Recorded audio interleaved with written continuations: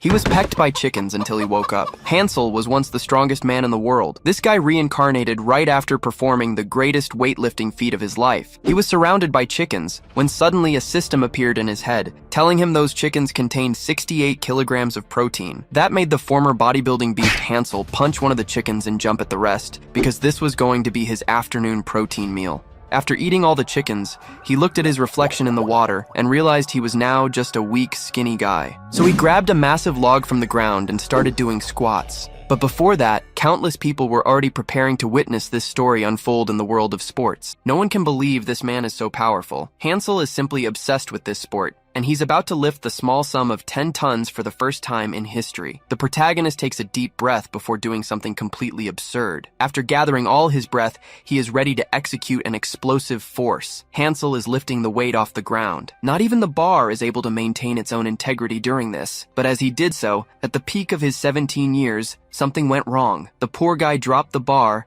and clutched his heart, which must have been severely hypertrophied due to the dirty little secret he used. His body dropped dead instantly. People are calling for a doctor, but just by looking into the protagonist's eyes, you can tell that nobody's home anymore. The protagonist opened his eyes and saw the sky. He had lost consciousness again. The doctors told him he should be very cautious. Now he possesses an epic ability. There's no limit to his muscle growth. Our boy knows that women don't like men who are too muscular, so he also received the ability of total control over his muscle contractions. He also received the hawk's eye and a passive ability to remain calm. The protagonist remembered something fundamental. He needs to eat. Hearing a sound approaching his ear, Hansel saw that he was surrounded by very ugly chickens, and these creatures are pecking at his body as if they were trying to eat him. The poor soul woke up terrified, scaring away those horrifying chickens. Hansel's most recent memory is of lifting a massive weight. His ability to remain calm activated automatically. After all, what he was seeing now was completely different from his world. Slowly, the boy is trying to understand what this is, reaching the most obvious conclusion. This must be hell. And because he had eaten a lot of chicken in his life, the chickens must be deeply resentful. That's why the chickens in this place are so gigantic, and they keep pecking at his face. But this was getting so annoying that he ended up striking the nearest chicken's head. Our boy had been angry from the start, because he knows he needs to ingest protein. After executing that blow, something happened. The hawk's eye activated,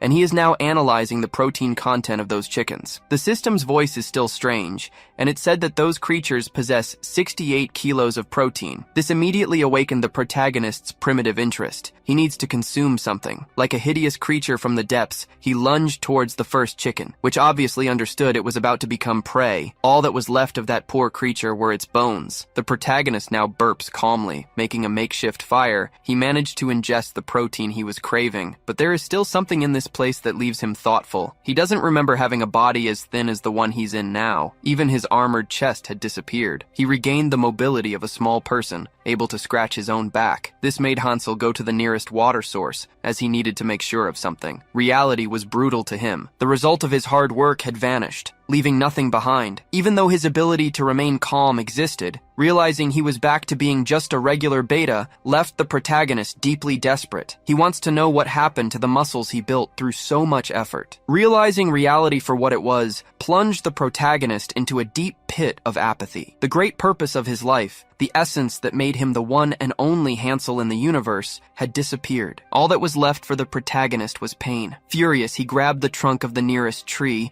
not realizing that his fingers had managed to pierce the raw wood. The protagonist's strength is so absurd that he managed to uproot the tree from the ground. But that was just the beginning. He placed the large tree on his back. Properly prepared, the protagonist controlled his breathing. He knows exactly what to do now. It's time to start doing multiple reps of squats, because there is something that will never betray him: hard work. At least, that's what Naruto taught him. The protagonist continues to work hard in that place, and 3 months went by. During his training sessions, he manages to push his body to the limit. But after all that time, he realized something about effort. He hadn't gained a single muscle. His body mass was still the same, that of a small person. At least he has an abundance of protein in this place, thanks to those horrifying chickens. As he thinks about continuing to hunt to get the protein needed for his growth, he doesn't notice he's being watched by a cursed creature. The shadow of this malignancy covered the protagonist, who decided to look back, becoming completely terrified by what his eyes beheld. A chicken that must have spent its childhood in Chernobyl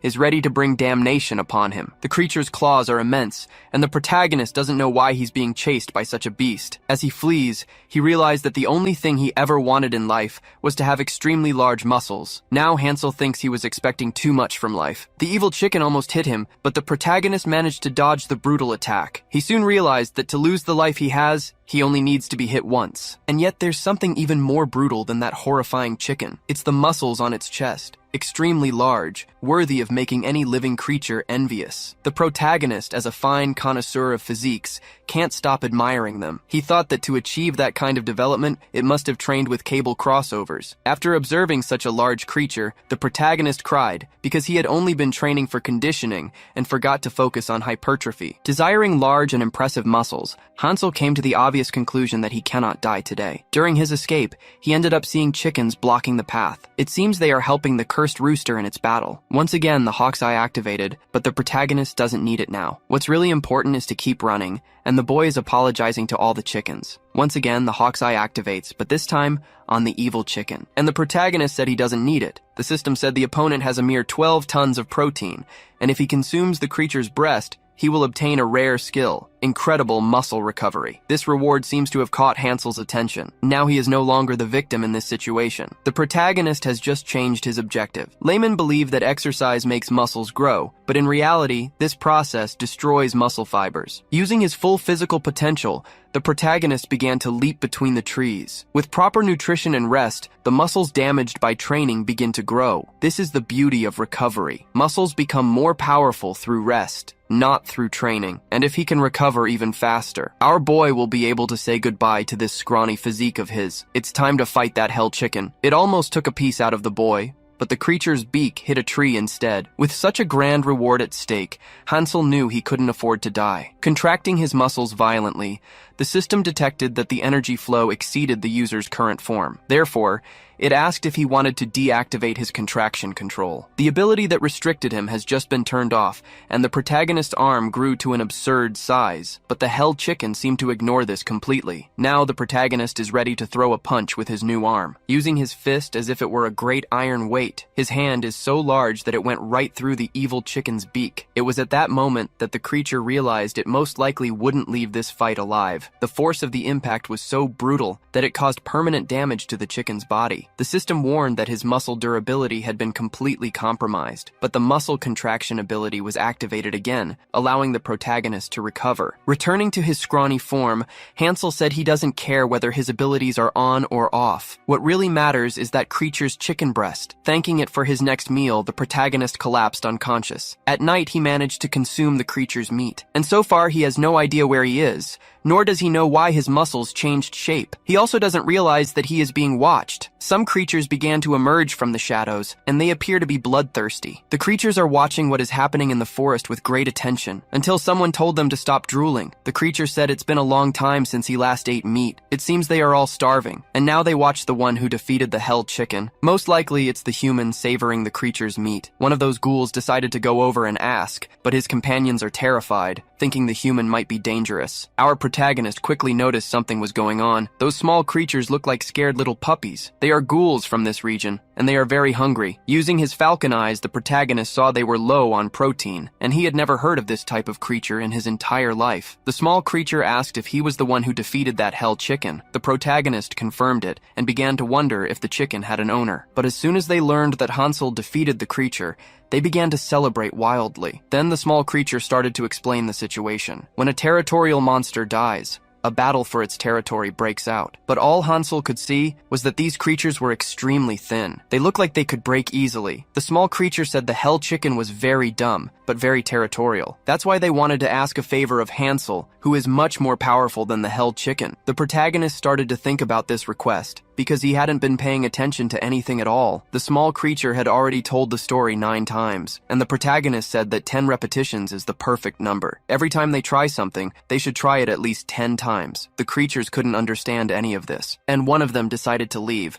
not thinking the human would help them. The protagonist apologized, saying he needed to invest his time in building muscle. The creatures began to walk away. Since they were used to being rejected, they already expected people to have their reasons. However, the protagonist realized he couldn't eat all of the creature's meat by himself. The little ones decided to accept the offer, as it had been a long time since they last ate meat, and they were very grateful for the unexpected gift. A large portion of chicken breast was offered to them. The poor thing was about to lift the entire load, and the protagonist noticed something. Hansel didn't know if he should ignore such a great injustice. If the ghoul really tried to lift the meat that way, he could end up injuring the discs in his spine. So, Hansel ordered the creature to stop. The poor soul didn't understand the reason for the command. The protagonist said it's very dangerous to lift a load with that posture, and it could be fatal. He almost put his vertebrae at risk, and that is completely unacceptable. But the poor soul had no idea what was happening. That's when the protagonist realized that none of those creatures were used to exercising. To them, the protagonist had just spoken a bunch of nonsense,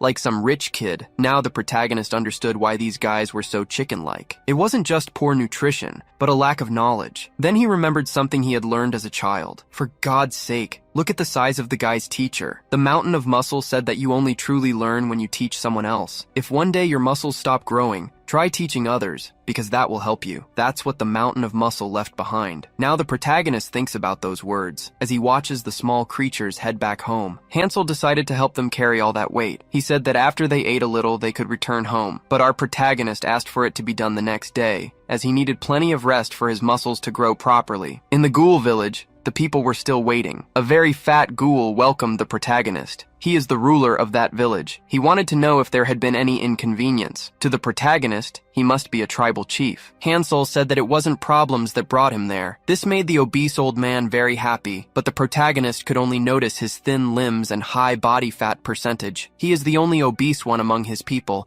and must have completely undisciplined habits. The obese man said he sent more of his people to collect the rest of the meat. The protagonist knows the journey will be a bit long, and is worried about those skinny ones. Hearing this, the obese man began to smile, seeing that the protagonist cared about those useless creatures. Even though he had only just met the old man, the protagonist already disliked the bastard. The obese man said that now that the hell chicken was dead, they would have problems in the forest, because as he might have noticed, they are the weakest species in the area. The only one capable of using a skill is the obese man. Curious about this, the protagonist asked what the old man could do, but the way he asked the question fascinated the old man. Our protagonist didn't seem to know what a skill was. Even though he hears the system's voices, he's completely oblivious to it. Faced with this, the old man could barely hide his mocking laughter. He wants to talk to the skinny one responsible for bringing our protagonist to the village. Those who found the protagonist were now being taken as prisoners, and the obese man ordered them to kneel before him. The poor souls didn't know why they were being taken away like this, and the fat man said smugly that they didn't know the gravity of the sin they had committed. It was time to hand something over to the obese man, who decided to step down from his throne. It was a large club. The time had come to discipline the weak. The divine rule they follow is to obey the strongest, and he wanted to make the one who defeated the hell chicken his subordinate, but those imbeciles decided to lie to him, so now they will pay with their lives. Using his skill, the fat man managed to increase the weight of the weapon he was carrying, and he delivered a mortal blow towards his subordinates, but nothing happened. The protagonist asked what the obese man thought he was doing, because he was just exploiting the weak of his own kind. It was time for the fat man to pay for his sins, but he's surprised, thinking he failed to activate his skill or didn't use his full strength. It's not possible that a skinny human blocked that powerful attack. The obese man said the protagonist was a lucky man, and now he would learn what a skill is through suffering, because he possesses a skill that can multiply an object's weight by up to 10 times. Our protagonist was impressed by the description of this skill. The obese man began to boast, saying he had a lot of mana and could multiply the object's weight up to 9 times. The protagonist found this incredible. Full of confidence, the obese man said the club weighed 70 pounds, and if multiplied by 9, it would be devastating. Increasing the weight fourfold, he attacked the protagonist. One of the bystanders immediately fell into despair, but as soon as the weapon hit our boy, it shattered completely, as if it were made of glass. Once again, the obese man couldn't understand what happened. The protagonist praised his skill and regretted that they had become enemies.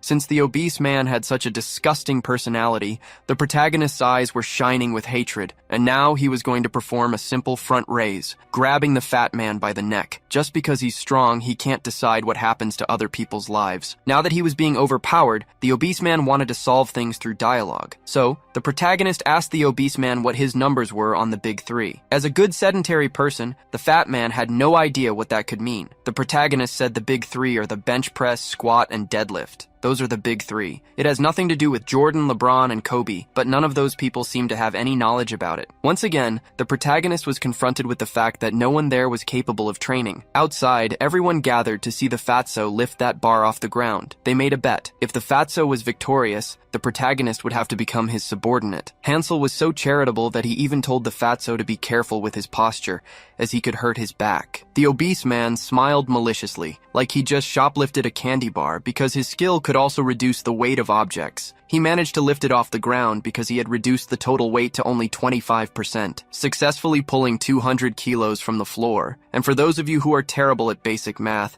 he only lifted 50 kilos. Now it's the protagonist's turn. Before lifting the weight, he said that Fatso should use his glutes more. He also told everyone to watch the form he was about to demonstrate, but before pulling the weight off the floor, the protagonist did a few stretches. People think the strength for a deadlift comes from the back, when in reality, it's all in the lower body. By warming up his joints, he was preventing any potential injuries. The stance for your feet should be parallel, about shoulder width apart. Now the protagonist puffs out his chest while aligning his entire spine. This way, he's ready to pull the bar straight up, parallel to his shins, driving the force upwards. As he's about to lift, Fatso seems to be sabotaging the actual weight on the bar, increasing its weight fourfold. He just didn't count on the protagonist being absurdly strong. Our boy lifted the bar so violently that he sent it into orbit. Everyone who witnessed it was speechless, while the protagonist believes he failed to control his own strength. Now they're going to need another bar and weights. However, Fatso can't even say a word because his underwear is completely full of shit. Everyone there bowed before the protagonist,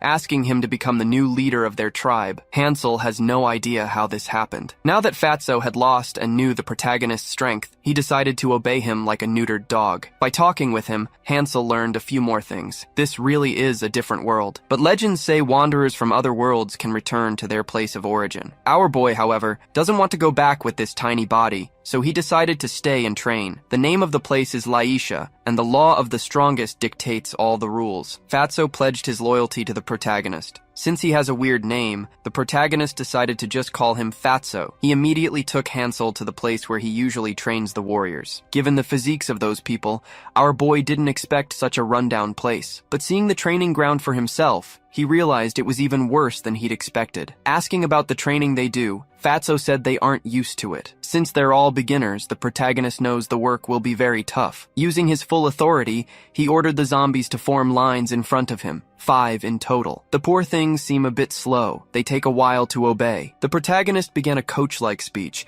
saying that these creatures only eat the leftovers of the strong. Our boy knows exactly what they need. It's not information about the enemy or teamwork. They need to become strong. And for the next 3 months, Hansel will teach these people to become warriors. A very short deadline. Some of the creatures started to feel optimistic, because they're already tired of being humiliated. The protagonist liked that feeling. It's time to teach them some positions. First, the plank. The poor souls have no idea the suffering they're about to face. The protagonist is the first to demonstrate the position, and little by little, he began to be imitated by everyone. Hansel said they'll start the exercises with a simple warm-up, doing some push-ups. At first, they'll just do basic reps, 100 in total. After 3 hours, the creatures are completely exhausted. Some among them are wishing for death. All this while the protagonist is already in the thousands, doing weighted reps. While he's doing this, he gets interrupted by someone. It's Fatso, who is there to deliver a message. No zombie can withstand this training. The protagonist said that after another 100 reps, they can have a meal. But they had already done 700 reps in total,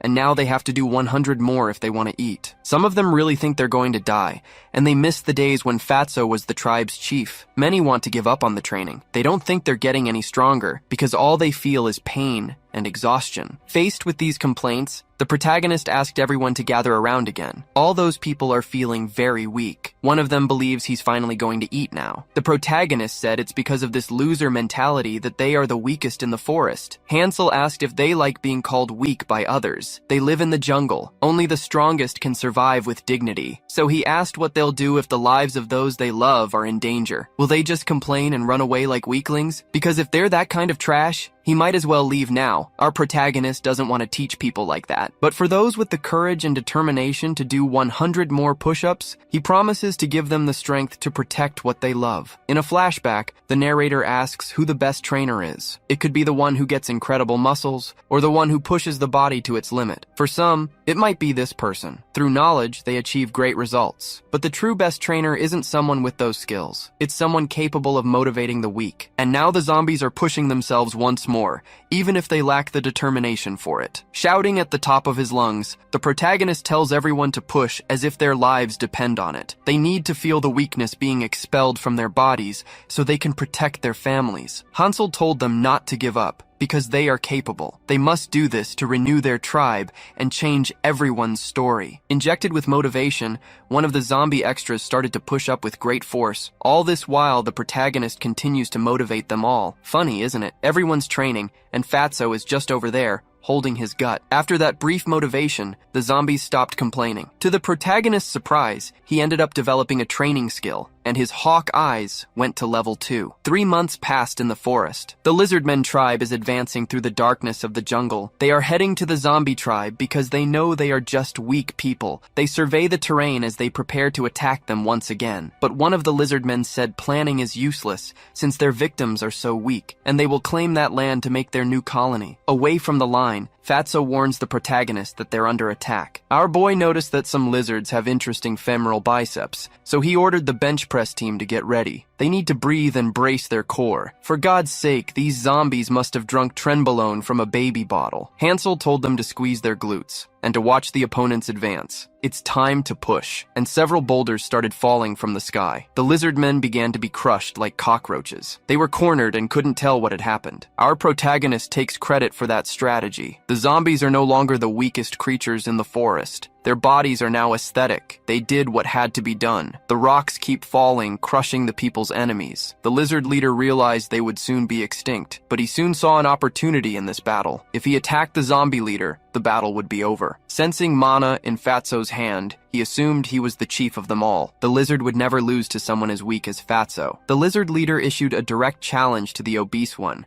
saying he shouldn't hide behind his subordinates like a coward, saying they should end this fight in a one-on-one duel. Fatso asked what our protagonist is going to do in a situation like this. Our boy is still thinking carefully. When he was a child, he had a pet iguana, a rare species called a marine crocodile, and it always liked to play. The jaws of that giant iguana were powerful, capable of exerting a pressure of just 2 tons, and even with all that power in its jaws, the marine crocodile couldn't pierce the protagonist's conditioned muscles. After being attacked once more, Hansel asked if the iguana remembered what happens to misbehaving animals. The poor thing sensed that discipline would come in a cruel way. Now the protagonist remembered, so he went down to the battlefield. The leader of the lizardmen believes he has finally won, but our protagonist grabbed him by the armpits, slamming the lizardmen leader to the ground. The force of the impact made the poor guy spit up a mouthful of blood, and the protagonist wasn't done yet. He asked if that lizard was really trying to intimidate him. With his underwear duly obliterated, the lizardman leader begged to be released. Our boy saw in a wildlife documentary that he must show his superiority over animals, and he started telling the lizard man that he's much stronger than him. This only made the poor guy even more scared, with his warrior's pride deeply wounded. But before him stood a truly terrifying creature named Hansel. Now the lizard has no courage to keep talking, as he has been completely intimidated, admitting his defeat in front of everyone. The protagonist realized that the things he learned as a child are actually useful. The zombie population celebrates their victory, and the leader of the lizardmen asked to be truly set free. Not far from there is a village. A man is welcoming knights, saying it's great to have talented people in that small country, giving them the mission to investigate the disappearance of the hell chicken. This old man is the local feudal lord, and his name is Count Surdo, and those knights said they would carry out the order. The count watches them leave the place. When they left, he asked his general if they could trust such an important task to those poorly trained men. The general told the count not to worry. Even though those warriors are very young, They are all great prodigies. Leiper, the blonde one who looks like a chicken, usually toys with his opponents using swordplay. Hendard is very powerful, possessing absurd physical strength. He can cut his enemies even with a dull knife. When they're together, they're practically unbeatable. The Count hopes the third warrior is also equally phenomenal, but the general said he's not very good with swords and doesn't know how to describe him. For God's sake, it's the general, I just noticed now. And she said the three have been friends since childhood, and the other two prodigies like to hang out with the third guy. Now they are in the middle of the forest, looking for signs of what could have finished off the hell chicken. A damned goblin is hiding in the trees, ready to attack them with its arrows. He carefully watches the group of humans. Before he could shoot, one of them disappeared. Leiper appeared behind the creature, ready to finish it off. He forcefully ended the monster's life. But before being sent to the next world, the creature managed to fire an arrow. It almost hit the third member of that group. They are all surrounded by the monsters. The guy carrying the dull sword decided it was time to have some fun. Using his bladeless instrument, he began to slice up the enemies, turning goblins into jigsaw puzzles. The two prodigies know that the priority is to protect the goofball. They won't let anyone hurt Blog, and all the poor guy can do is stand still in the middle of that battle. At least he can thank his friends. As soon as it was all over, the two prodigies went to check on Blog's physical well-being, apologizing for leading him into such great danger. While the two argue about responsibility for Blog's safety, he himself began to feel envious of them. They all received the same training, but Blog feels completely useless and untalented. He no longer knows what he could do to get truly strong. He wishes he could get a sign from God. In the protagonist's village, the zombies are saying they can't do anything anymore. Our boy said that Citizen is about to give up. Another zombie said there is no other option, and green, scaly legs are trying to move. Since the lizard man can't do anything else, he'll have to start from the beginning. After the involuntary training session, the lizard men thanked them for everything. The protagonist said they were welcome to come back and train. Meanwhile, the zombies strike a side chest pose to say goodbye. Watching this, the lizard men fall completely silent, as they've just been mogged. All they can do now is leave in complete humiliation. Observing the built bodies of those zombies, the protagonist is getting impressed. Exercise breaks down muscle fibers, which are rebuilt through rest. However, when the central nervous system gets fatigued, it reduces the exercise's ability to damage muscle fibers, which is why rest is essential. After 9 weeks of training, the zombies were no longer seeing as many aesthetic results. Their rep count had dropped by 90%. Thinking about the best outcome, the protagonist gave them a day of rest. The next day, he was completely blown away. The zombies had grown exorbitantly. They weren't just bigger, they had also gotten taller. Through his hawk eyes, he realized they had become zombie builders with very low body fat percentages. Now that they've made this progress, the exercises can be even more intense. It's time to prepare another meal, and those little creatures want to know if they can hunt on their own, but the protagonist quickly saw through their scheme. They wanted to escape the exercises. However, the zombies made sure to explain themselves. They had never defeated that chicken with their bare hands before, and now that they have extremely conditioned chests, they want to see if they can pull something like that off. The protagonist allowed it to happen, thinking he could now exercise even more. Next to the protagonist, the big guy revealed he was worried. He doesn't know if they'll be able to win. The protagonist didn't like hearing those words one bit, and the big guy immediately started apologizing. He had assumed that if the zombies ganged up, they could defeat the protagonist, but he quickly asks for forgiveness for his slip-up. Placing his hand on the big guy's shoulder, Hansel told him not to worry about it, because he wouldn't lose to anyone in that place when it comes to deadlifts. Back in the forest, the zombie squad began the hunt. It's actually a training session. They're doing lunges while carrying a heavy load on their backs. The protagonist carefully analyzes each of their postures, until something happened. Someone injured their ankle. The poor creature falls to the ground in a lot of pain, and from the poor guy's expression, it must hurt a lot. The protagonist seems unsure of what to do. Their march now had to be halted. In that same forest, someone is using a sword. It's that useless guy who's thinking that Leiper and Hendard are obsessed with battles and didn't like letting an enemy escape. This is all because their companion isn't reliable when it comes to fighting. And what the useless guy wanted was to be strong enough not to worry his friends. Now he's practicing his sword techniques while the others are sleeping. And at that very moment,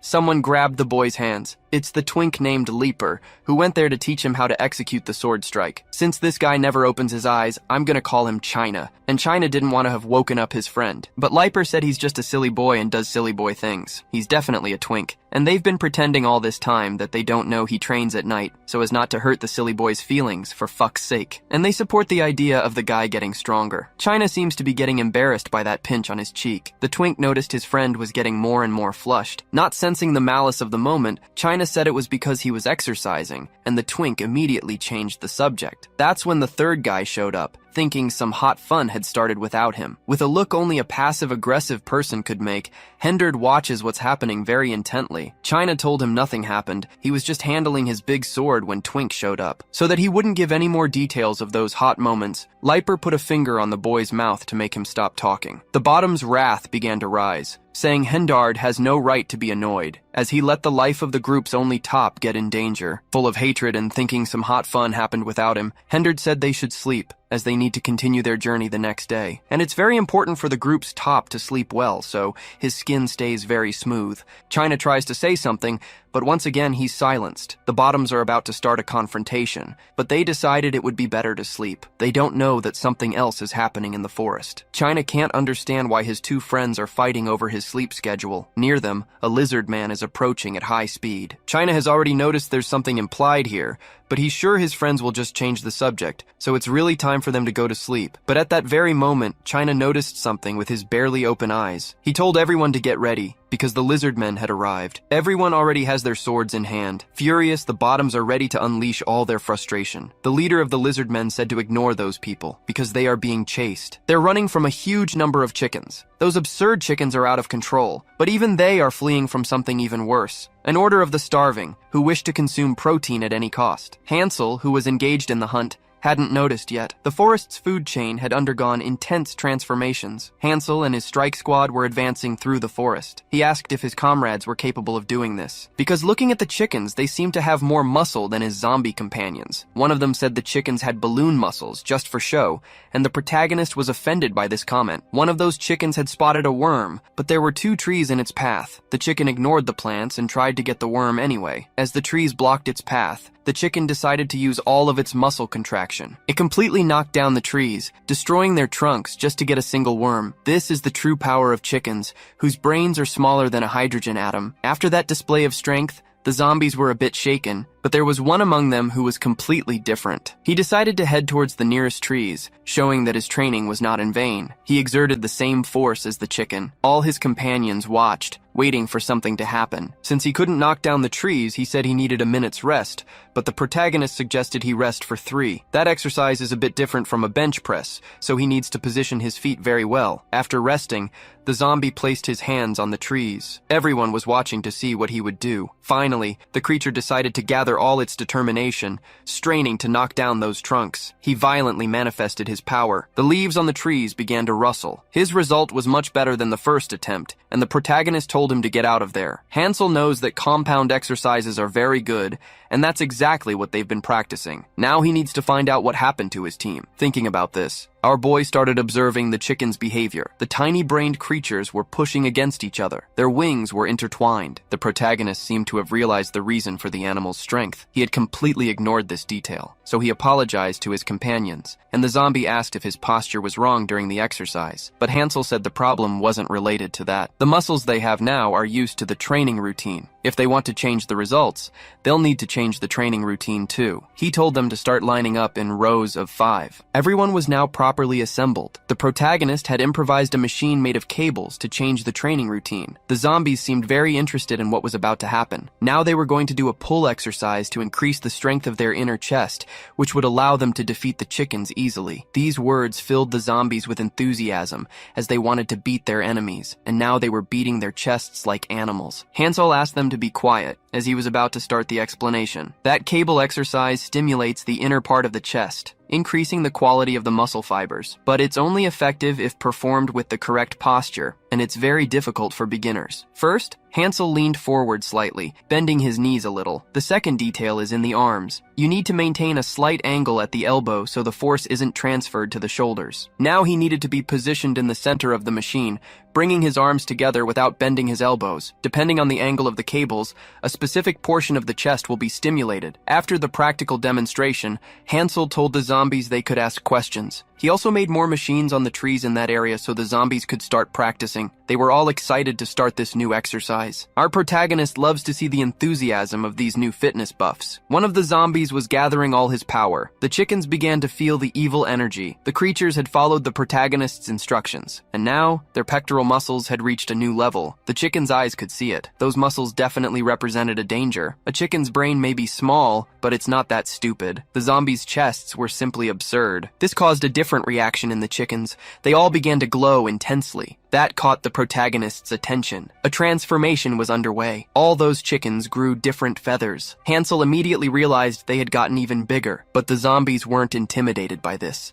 They were sure they could overcome this problem, and the chickens were also very confident, having received a power boost. A pitched battle was about to begin between these creatures, the fury of the dumb chickens versus the muscles of the hungry zombies. The chickens' power boost was truly absurd. The transformed ones could now overpower their enemies. One of the zombies found this out in a very painful way. The protagonist watched intently as the battle unfolded. The system said that the chicken had just evolved. To prevent this, they shouldn't be overstimulated. In the zombie city, Fatty looked at the blue sky. It's amazing how he's still the only sedentary one in the whole tribe. Now that he's alone, he feels the taste of freedom. But being the big eater he is, he felt the need to chew on something. He acknowledges that the protagonist helped a lot, but they have different tastes in food. That's why today he's going to prepare grilled chicken skin. For this, he needs some interesting spices. Fatty started slicing the chicken skin so it could be cooked properly. Before frying, he needed to mix everything with the ingredients he had set aside. He was also making a kind of batter to coat the skin. He spread it all over the cuts of chicken skin that were about to be fried. With the oil at the temperature of hell, he could begin the frying process. Finally, Fatty managed to prepare the delicacy he was craving. Meanwhile, in the forest, the battle was getting fiercer and fiercer. The protagonist's subordinates were being massacred. Even after their specific training, they couldn't subdue the chickens. Now their confidence was shaken. But one of the zombies said they shouldn't give up yet. There must be a very plausible explanation for why they couldn't win. Approaching this extra, Hansel realized they truly didn't know the reason. There's a big difference in effort between them and the chickens. The zombies trained for a short time, while the chickens have been like that since birth. Realizing this harsh reality, the zombie became very sad. Getting a chest like that chickens isn't easy and demands a lot of effort, but that doesn't mean victory is impossible for them. The zombie became motivated again, realizing there was hope. Our protagonist said they must remember the origin of everything and how they got to this point. The extra knows they only got here because they are all together. They all trained hard with the protagonist. The exercises weren't easy, but they were willing to reach another level. Hansel realized that their spirits had been honed, but they needed to keep training non-stop. Just because they got a little stronger doesn't mean they've abandoned their weakness. Hansel said that in his old world, lifting half a ton was the bare minimum. It's necessary to perfect the root of strength, which is the legs, even if it's very exhausting. Now the zombies were much more motivated,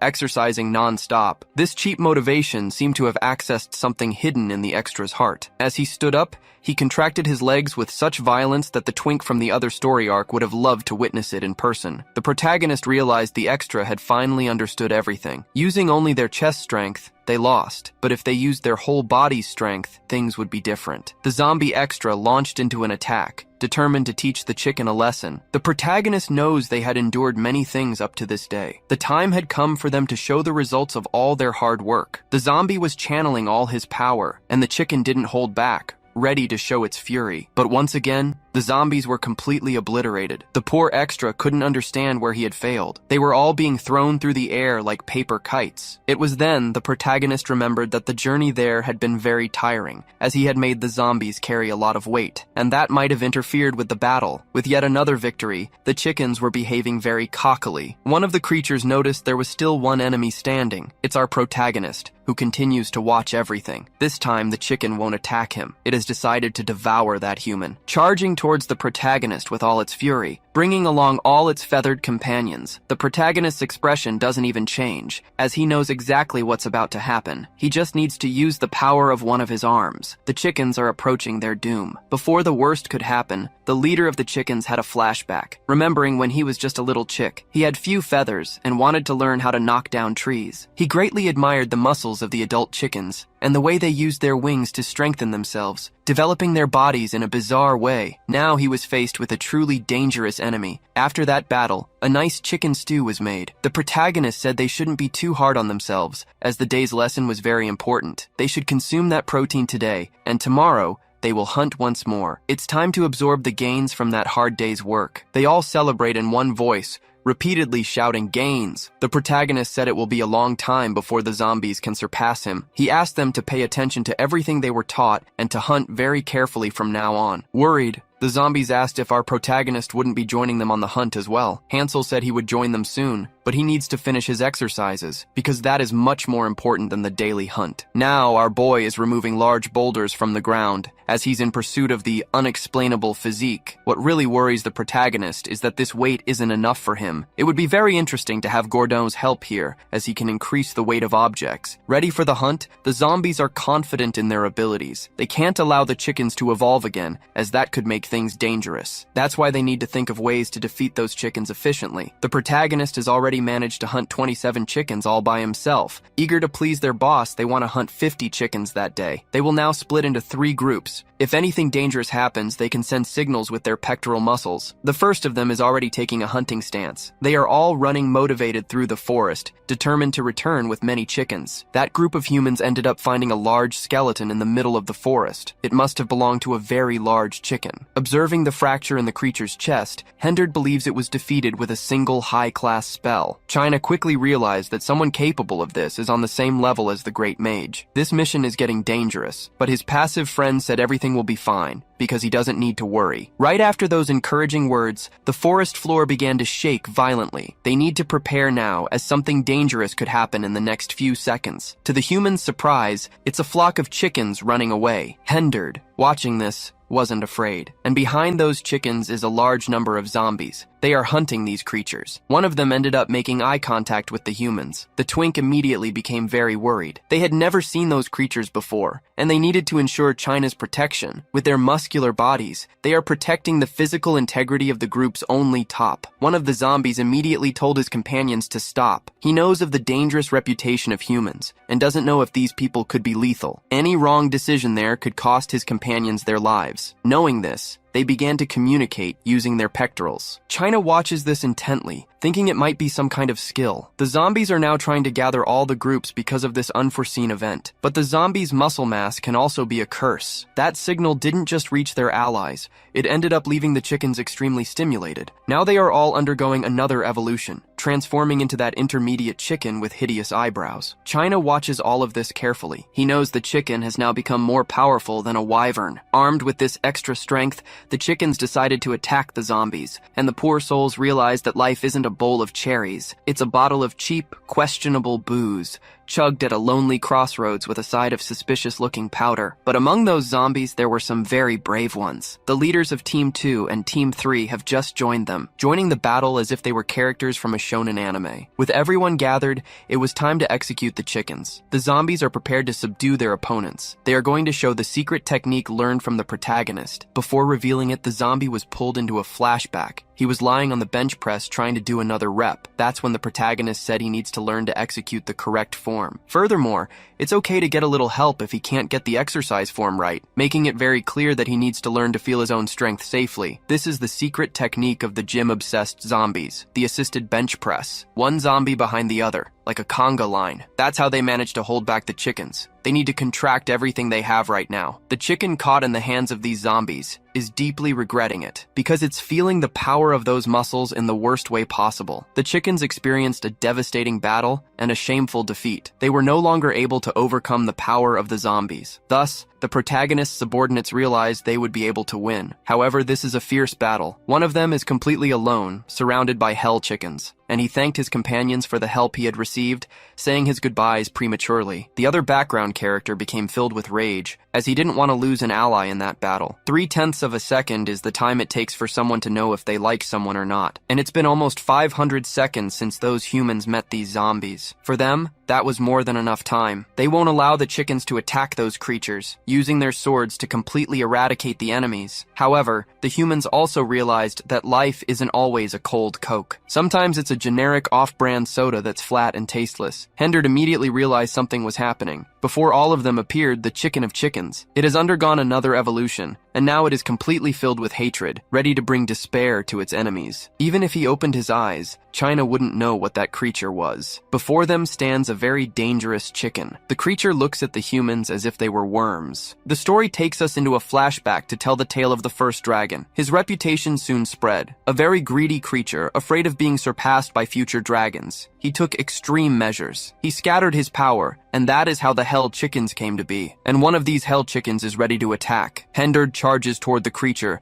knowing it doesn't have the power of a dragon, and claiming victory over his enemy, he hopes to receive his master's acknowledgement. The twink also decided to help him in this endeavor. Hendard is about to land the first blow with his dull sword. Meanwhile, our protagonist continues to train hard. He isn't satisfied with his muscle growth, as his body mass is still small. However, he realized that his body is not a limitation. Even with a normal size, he continues to be followed by the zombies, and it's been 3 months since they first met. In the beginning, they were just a bunch of weaklings. The protagonist had to teach them the basics of bodybuilding step by step. In the process, they thought about giving up several times, but they ended up enduring all the pain to reap the rewards of their hard work. Even though it was their bodies that developed, the protagonist doesn't know why he's feeling so good. On that particular day, he really missed his master. This made him remember another story. His master also disappeared when he was the protagonist's current age. While trying to think about this mystery, he was interrupted by a very desperate zombie. Hansel finally decided to pay attention to the creature. The zombie said they have a huge problem. The chickens have just evolved, and now they are all in danger. If things continue at this rate, all the zombies who went to hunt will die. Hansel switched into his determined mode, simply telling the zombie to point in the right direction, and he pointed towards the forest. The system issued a warning message. A monstrous muscle contraction has been detected. The protagonist is exerting an absurd amount of force, causing his muscles to swell to an unbelievable size. Our boy is now consumed by hatred. He can't believe the chickens decided to attack his children. After channeling all his power, it's time to jump. The ground beneath the protagonist's feet is being completely crushed. Thanks to the incredibly powerful stance he's taken, the power is spreading. Even the Earth's orbit has begun to shift. Finally, the protagonist pushes off with his feet, disappearing into the sky like a star, leaving just one zombie behind. The battle against that hell chicken is getting fierce. The human's swords can't pierce its body. Thinking of a strategy, the twink told his companion to distract the monster as he would deliver the fatal blow. Hendard immediately agreed. He uses his secret technique against the hell chicken, Dust Mirror. He hopes this has bought his companion some time and tells China to flee immediately, but China refuses. He won't abandon his comrades, even if he feels useless. The distraction was completely useless. The hell chicken scattered the dust while simultaneously striking the twink. The poor guy's body was thrown through the air. Even so, he managed to give a thumbs up. China can't understand why this happened. He says his companions shouldn't worry about him, but only about the battle. Hendard told Leiper that China cares a lot about them. Completely surrounded by the hell chickens, they concluded they couldn't win this fight, but China quickly realized that running was no longer an option. Defeat was certain. However, the zombies in that place are performing another secret technique.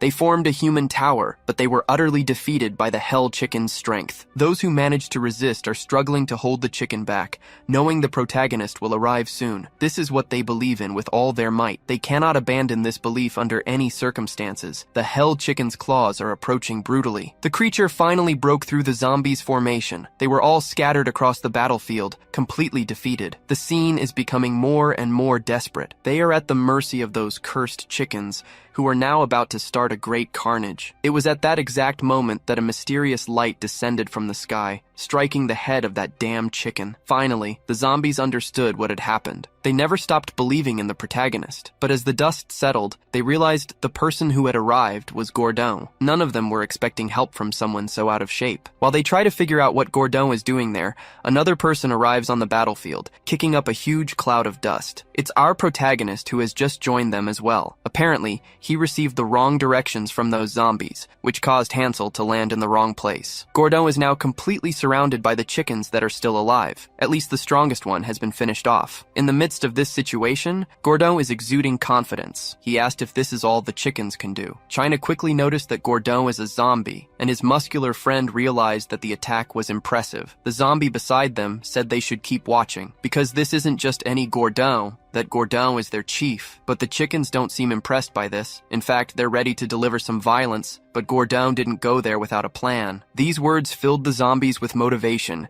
as they never doubted Gordon's intelligence. And that's exactly what he's going to do now. After getting the creature's attention, the protagonist can finish them all off. On his knees, Gordon began to beg for the protagonist's intervention. Now the zombies are worried again, because they still haven't seen the protagonist. This started to make Gordon very worried too, since the protagonist hadn't arrived yet. 6 hours ago, everything was quiet at the stash house. No stray bullets, no hassle from the cops, no junkies trying to trade stolen blenders for a fix. Gordon left his hut after a long nap, wondering why the hunting party hadn't returned yet. Gordon's tummy was rumbling furiously, eager for some food. Knowing the chickens were no longer a threat, since the worst one had already become a meal, Gordon decided to venture into the forest. 5 minutes ago, the zombies were still taking a beating. Gordon quickly realized his people were getting the worst of it. Full of fury, he demands to know who is beating his subordinates, and the protagonist's subordinates. Only one person gets to exploit these life forms, and that person is Gordon, who started to lift a large boulder. Unlike his people, he didn't participate in the training to get stronger. Even so, his social status wasn't lowered, and you must be curious about that. The reason might be simple. The trained zombies still weren't as strong as Gordon. This is actually very confusing information, because I'm sure Gordon wouldn't last 2 minutes in a fight with any other zombie. Here is the real reason he maintained his position. He needs to use his ability continuously to increase the protagonist's charge to its maximum level, which strengthened Gordon without him even realizing it. Now he is using his ability on that large rock,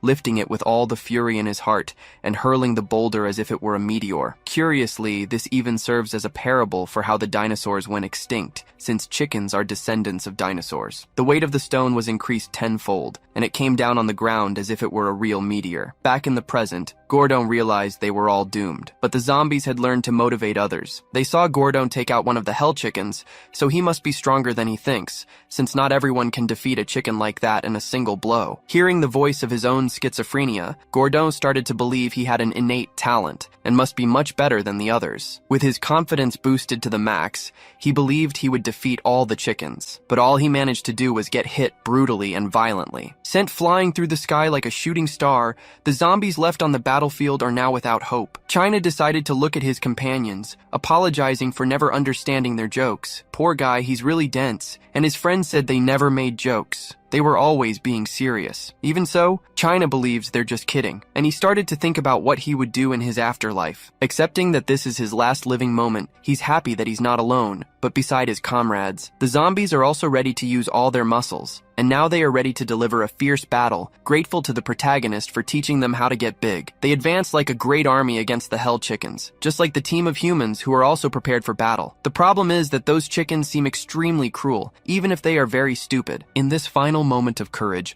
the zombies want to make the protagonist proud. The two armies are finally about to clash. In the middle of the forest, the protagonist found Gordon, who had been defeated. Almost out of strength, Gordon said something to Hansel about his subordinates. They need to be saved. There is no other hope. Those seemed to be Gordon's last words, as he now lost all strength. That triggered an uncontrollable emotion in the protagonist. His passive ability to remain calm is unable to control this impulse. Meanwhile, the zombie tribe is about to sacrifice themselves in this battle. They try to attack the chickens, but the creatures are extremely fast. One of the zombies became worried about this, but when he looked back, he noticed the chickens were all running together. A fierce and demonic presence had emerged in the forest. It's our protagonist, whose pectoral muscles are resonating like the trumpets of the apocalypse. That had drawn the attention of all the chickens, which made the job much easier for our boy. With their tiny brains, they watched their next victim intently. Consumed by an abyssal coldness, Hansel said he had never been calmer in his entire life. Due to his emotions, the passive ability to remain calm was cancelled for one day. At least the zombies weren't there to find out what happened. They could feel the vibrations in their muscles. It could only have been caused by the protagonist. China wants to know who they're talking about, not realizing the twink on his back is facing the greatest battle of his life. The zombie said he is their master, the one who taught them all how to get big and strong, but any explanation is useless. It would be better for a human to see it for themselves. But another zombie there said his friend is an idiot and should try harder to explain things. So, he would start from the beginning. Hansel is the new mayor of the hood and lord of all those zombies, but China still doesn't understand a thing. The chickens are full of attitude, ready to annihilate our boy. One of them tries to strike him with all its might, but all our protagonist had to do was catch the blow with his hand,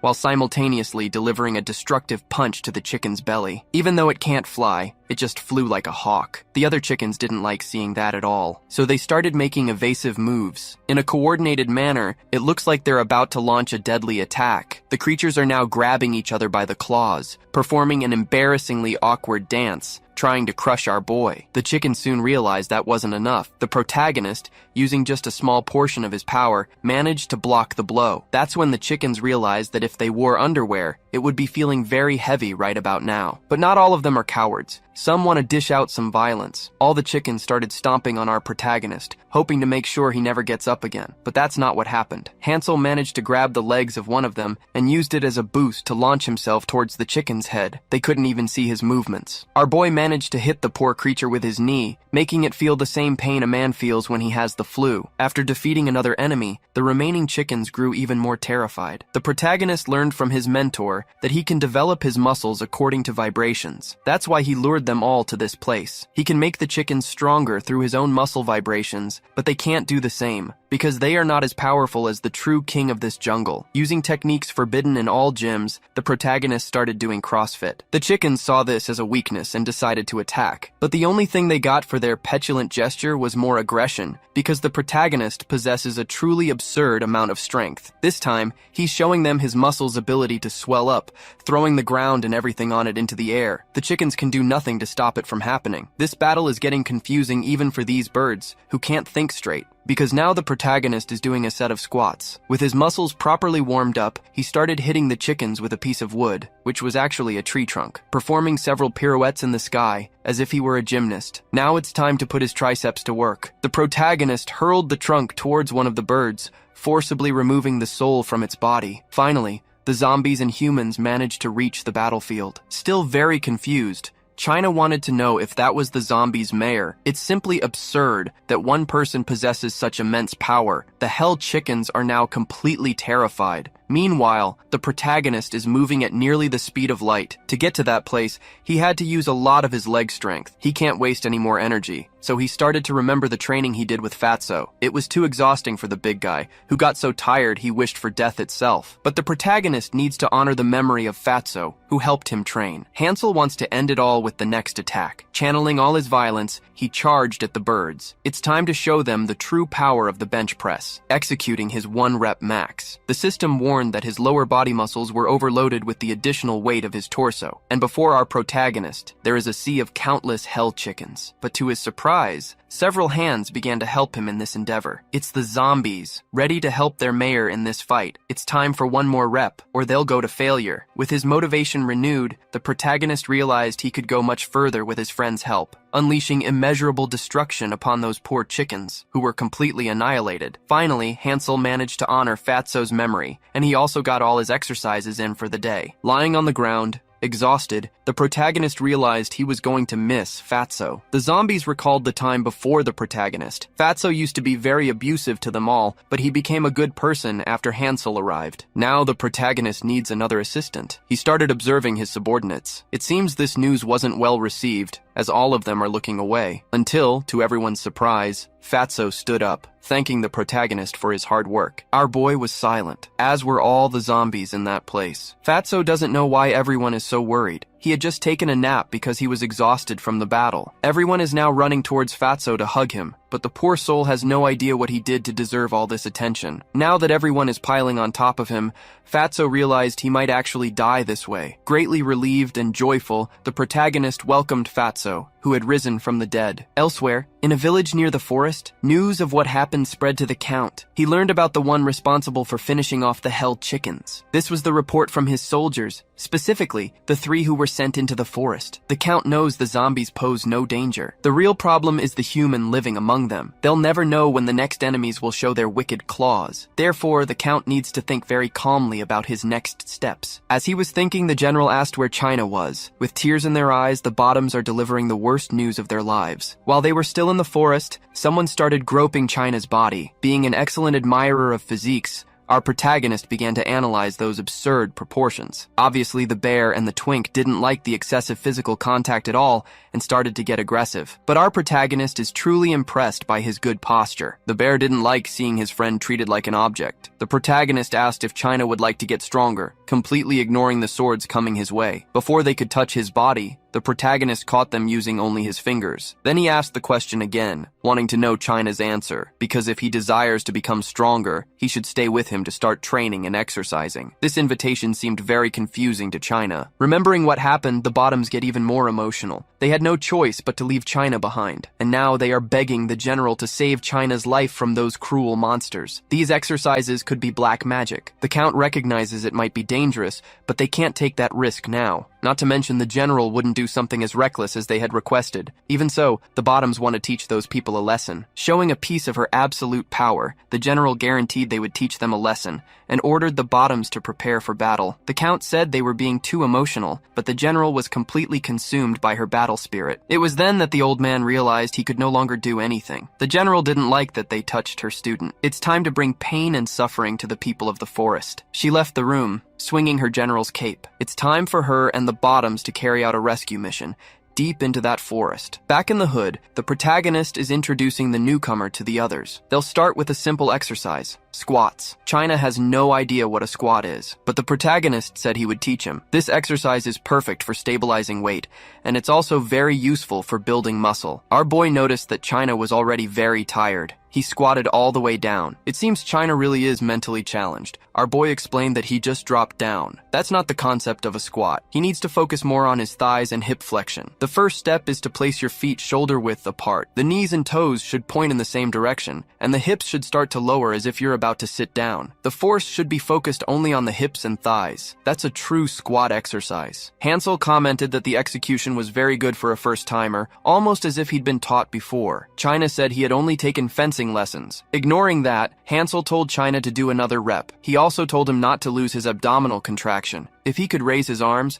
our personal trainer would add some weight. Placing the bar on China's back, the boy felt it was quite heavy, but our protagonist hadn't let go of the bar completely yet. When he let gravity do its magic, China felt the true weight of it. In a firm voice, the protagonist told his new student not to lose control of his posture, because he needed to keep doing those squats. Filled with hatred and determination, China managed to lift the bar with the extra weight. That was enough. The protagonist removed the bar, while China was applauded by the zombies. Even though he was a novice, the protagonist was impressed by China's potential, as he managed to maintain his posture. Now he was sure his eyes hadn't deceived him. This is what powerlifting truly means. Hansel remembered that China only decided to follow him because he wanted to get stronger. China's motivation is as strong as his friends who use swords to fight, and to do other things as well. The protagonist said that maybe he wouldn't get as strong as his friends. That left China a little disappointed. He believes that an ordinary person like him can never match the potential of a genius, no matter how hard he tries. Still, he was very grateful for the lessons he was receiving, but the protagonist didn't understand what that nonsense meant. He said China would get strong in other ways,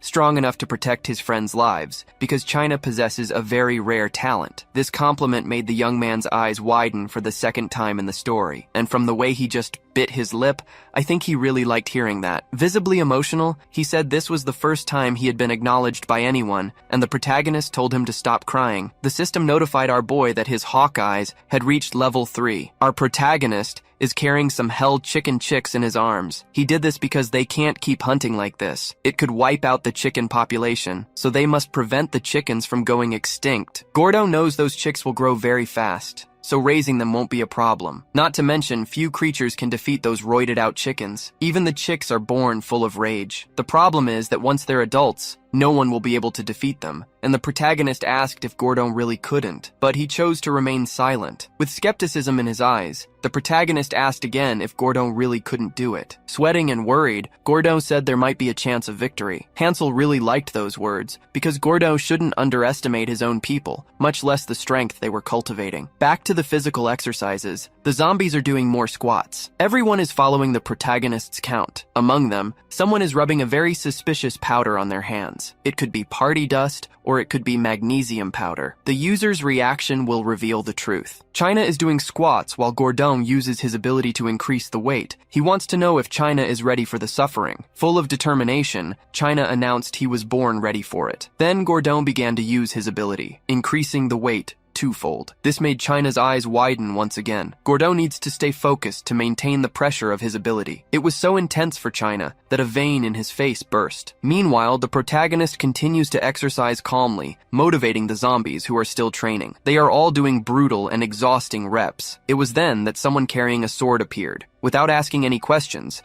this mysterious being simply attacked the hideout. In the blink of an eye, a huge explosion rocked the place. The zombies who were training were caught in the destruction. China is terrified, and Gordon has no idea what just happened, until his eyes fell upon the intruder who had appeared. It was the general who had arrived. She wants to know who was responsible for kidnapping her student. Gordon said there was a misunderstanding. He's no longer the mayor of this hideout, and he doesn't know this woman. Ready to end Gordon's life, the general said he should have just answered with a yes or no. She delivered a completely devastating blow, one that would certainly finish anyone off. But she soon realized things didn't go as she planned. Our protagonist stopped the blade with his bare arm, saying that all they do in this hideout is exercise. The general seemed to like this man's body, which was hard enough to stop a sword. Hansel noticed the sword had made a superficial cut on his skin. This woman is very dangerous. The general called out to her minions, wanting to know if she was facing the one responsible for the kidnapping. From a distance, they confirmed the information. They also spoke to China, telling him they were there to rescue him. With tears in their eyes, the bear and the twink couldn't hide how much they missed him. The general apologized for interrupting their training, but said that it's very wrong to steal someone else's student. Our protagonist started talking to China. He hadn't imagined the boy already had another trainer. If he had known, things might have been different. Now China is stammering to tell the truth. He started to tell the story from the beginning, but he was quickly interrupted by our protagonist, who said that bodybuilding is much better than playing with swords. China can be honest about it. He no longer needs to hide what he feels. The boy remained quite silent, and apologizing to the general, he admitted that he really likes bodybuilding, much more than playing with swords, apologizing for making her come all this way just to find him, because now he has found a new master for his path. The general realized there was nothing she could do about it. She simply began to draw her sword once more, because now she would have to take her student back by force. Using her secret techniques, she tried to attack the protagonist again, but our boy had gone through long recovery sessions. His muscles were completely fired up. Striking a side chest pose, he managed to defend against the sword's attack. The general said her pride was wounded. All she managed to do was leave a small scratch on the boy's skin. She asked if it was China's desire to build a body like that, and the young man said yes. Knowing this, she suggested a competition. Both masters would duel, and the winner would take the student. This would also determine which martial art is superior. The protagonist said that bodybuilding has nothing to do with martial arts. It's just a technique to build one's body. But the general knows he was responsible for annihilating the hell chicken. The protagonist said he only did it to get protein to survive. This made the general realize that exercise is useless in combat. This comment deeply offended the protagonist's pride. She realized her comment had been effective and asked what the point of having a muscular body was if he couldn't fight. It's the same as nothing, and his body is the same as trash. But this comment stirred something mysterious in the protagonist's heart. Driven by the will to prove his point,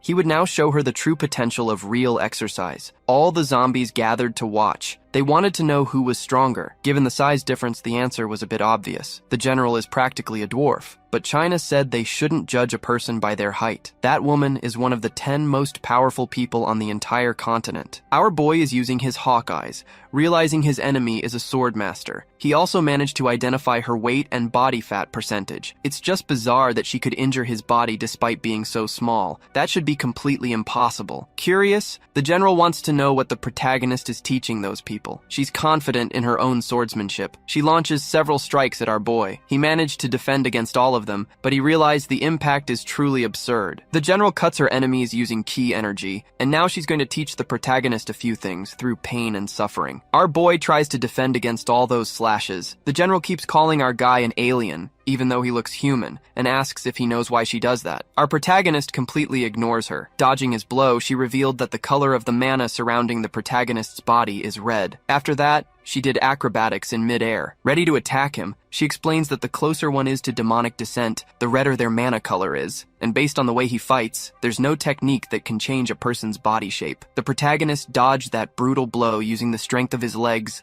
also performing some flips to get away. The protagonist said that the greater the effort and exercise, the more the body changes. These people lack even the most basic common sense. But the general believes this is only possible for aliens like him. Humans can only use mana the way she does, and now she will use a completely brutal combination of swords against the protagonist. Several energy blades were aimed at his body. This is how the humans of this land compensate for their lack of strength. A great clash of energies had occurred. The protagonist seems to have felt those blows. No matter how hard he tries, there's no way he can defeat a martial artist like her with his current techniques. Fallen on the ground, the protagonist asked if her opponents are all stagnant, but she didn't understand. Hansel wants to know what happened to her adversaries the next day, how much stronger they became right after. The general said that's not a relevant topic.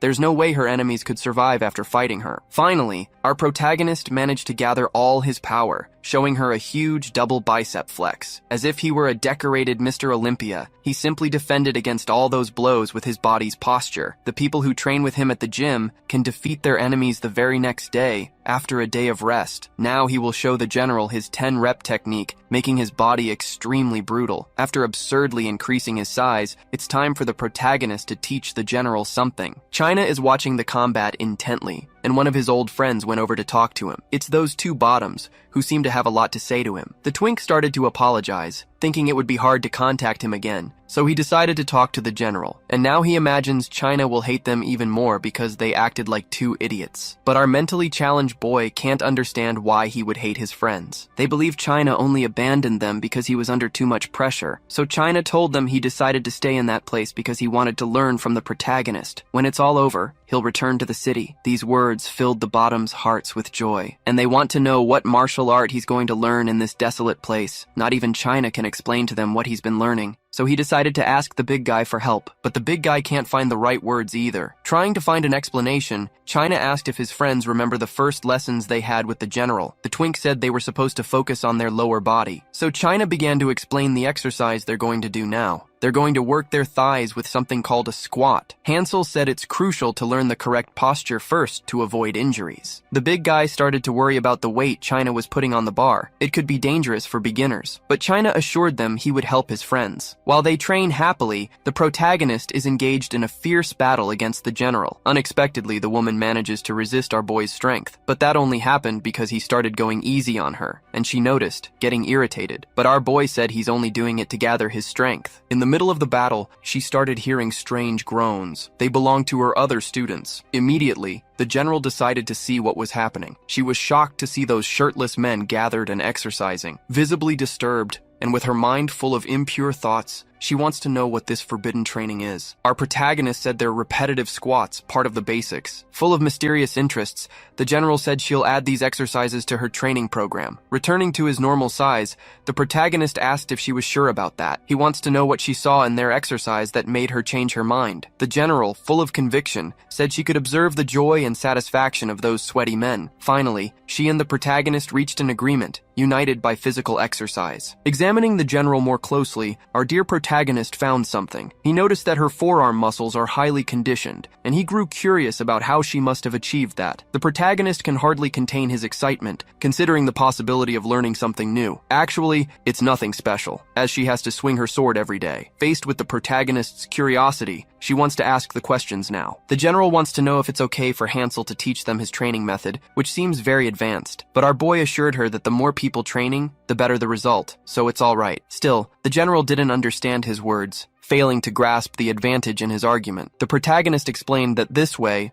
there would be gyms everywhere. Not to mention, by studying different methods, their collective knowledge would be enriched. And one of his wishes is for the culture of health to spread throughout the continent. After hearing all that optimistic planning, the general said Hansel is a much funnier person than she imagined. Because of that, she promised to do him a favor when needed, a promise the protagonist greatly appreciated. During the first night of their journey, it was time for their meal around a campfire. China decided to approach our boy, as he has a few things to say. He tells the protagonist that he probably doesn't know this, but the country where China grew up is extremely discriminatory. It starts with different kinds of humans and extends to their magical abilities. Anything is a reason for discrimination. Now that they're heading towards civilization, he's afraid the protagonist and his jacked-up zombies might get hurt. Hansel acknowledges that this is indeed a challenging problem. At this, China felt a certain relief, suggesting they consider the visit another time so they could plan better. He was immediately ignored as the protagonist went over to the horse feed. Since he didn't like the dinner offered there, the protagonist went to find the nutrients he needed. His lips began to tighten. He really liked the crunchy texture. Without a doubt, this is the main ingredient of oats, which he can make porridge with. Our boy looks at the grain with great love. Only the horses are eating clean carbs like this. That's a very serious problem. Some soldiers are thinking our protagonist is a savage for eating animal food. The others said there's no salvation for monsters, who will always have inferior habits. Popping into the discussion out of nowhere, the big guy said that if a monster heard that, it would be saddened. In fact, the big guy had tasted the meal offered to those men, which surprised him greatly. He showed a small bowl to the onlookers. Enchanted by the food inside,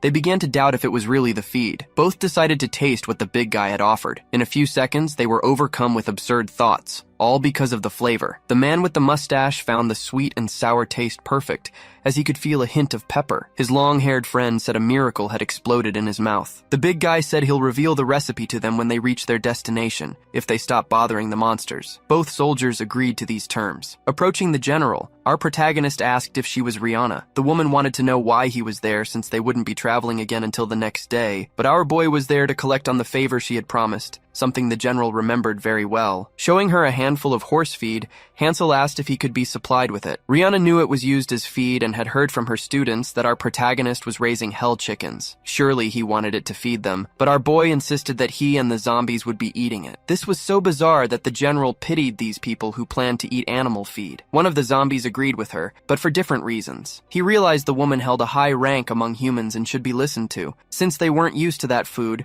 it would be better to refuse. But our boy didn't like this comment from his allies. Rihanna said they hadn't said anything wrong, and if he wanted better food or a different item, he could ask without hesitation. She suggested they could upgrade the zombies' tents to wooden houses and even provide them with armor. One of the zombies offered to trade the chicken meat for it, but the protagonist interrupted again, saying that wasn't what this was about. Eating only protein is bad for the liver because of how it's metabolized. When the right amount of carbohydrates is consumed, it's possible to form glycogen, which is essential for muscle fiber production. And those oats are a slow-digesting carbohydrate. Besides being low in calories and rich in nutrients, it was called the king of grains on the protagonist's home planet. That's why there was no better reward than oats. Even after hearing all this, Rihanna didn't seem convinced. She still found it foolish. The zombies were also apprehensive, wondering what might happen, but they soon filled with joy, eager to try this miraculous grain that helps with muscle growth and glycogen production. Some onlookers watching their enthusiasm were surprised by all this, thinking the secret to the monster's strength was in the oats. Unwilling to lose this competition,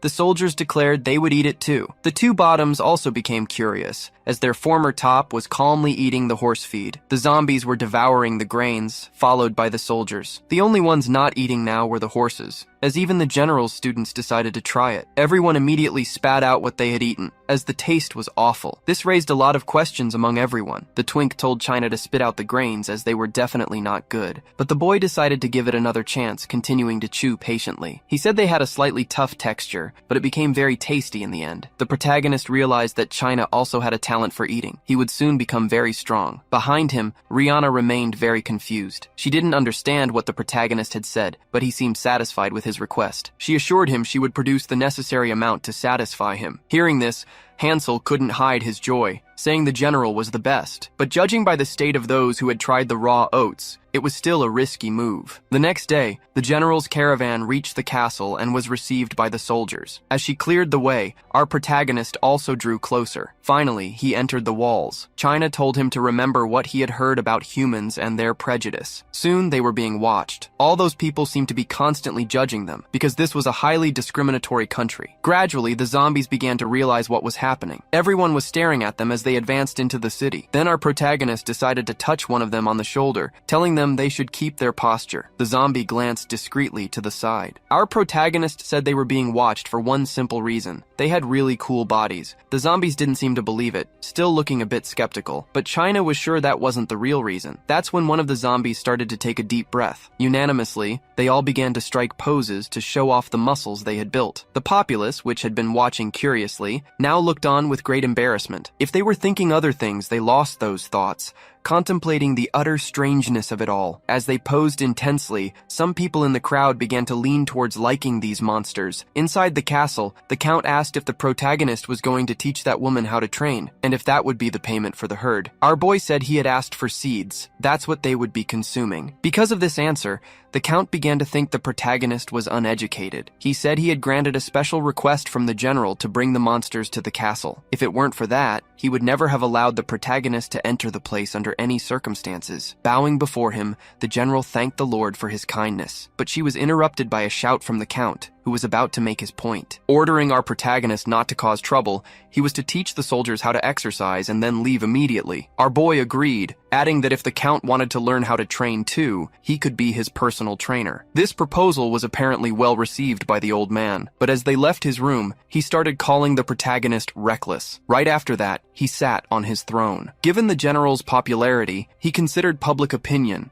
which could affect him. With a malicious smile on his face, he saw a great opportunity in all this. He immediately ordered his servants to summon the Tutula mercenaries. He believed the general's request would reveal the creature's true nature, making her regret what she had done. On the soldiers' training ground, several men were exercising. Then someone told them to stop everything, because that day they would have a special training session. The person in charge would be our protagonist, the Lord of the Zombies, who had been brought there by the general herself. The soldiers were confused. They didn't want to learn from a monster and didn't know how he had become an instructor. Maintaining his speech, their trainer said that orders must be followed, so they should think carefully about it. Hansel began to introduce himself to them, stating he was a special trainer who would teach them how to work out that day. And since he also didn't like how everyone was looking at him, he told the soldiers to get down. The men started looking at China, who became embarrassed. Showing them what to do, our protagonist got into a push-up position, telling the soldiers to do the same, as they were being disobedient. Behind the protagonist, all the zombies with him did the same, and the protagonist asked once more if the soldiers weren't going to get down. China was the first to set an example, doing as Hansel had ordered. A soldier among the onlookers said this was a funny sight. He wanted to know if his comrades would really follow a monster's order. Their instructor told the cadet not to offend Hansel, who was a special trainer, as it would be an offense to the general herself. Even after hearing this,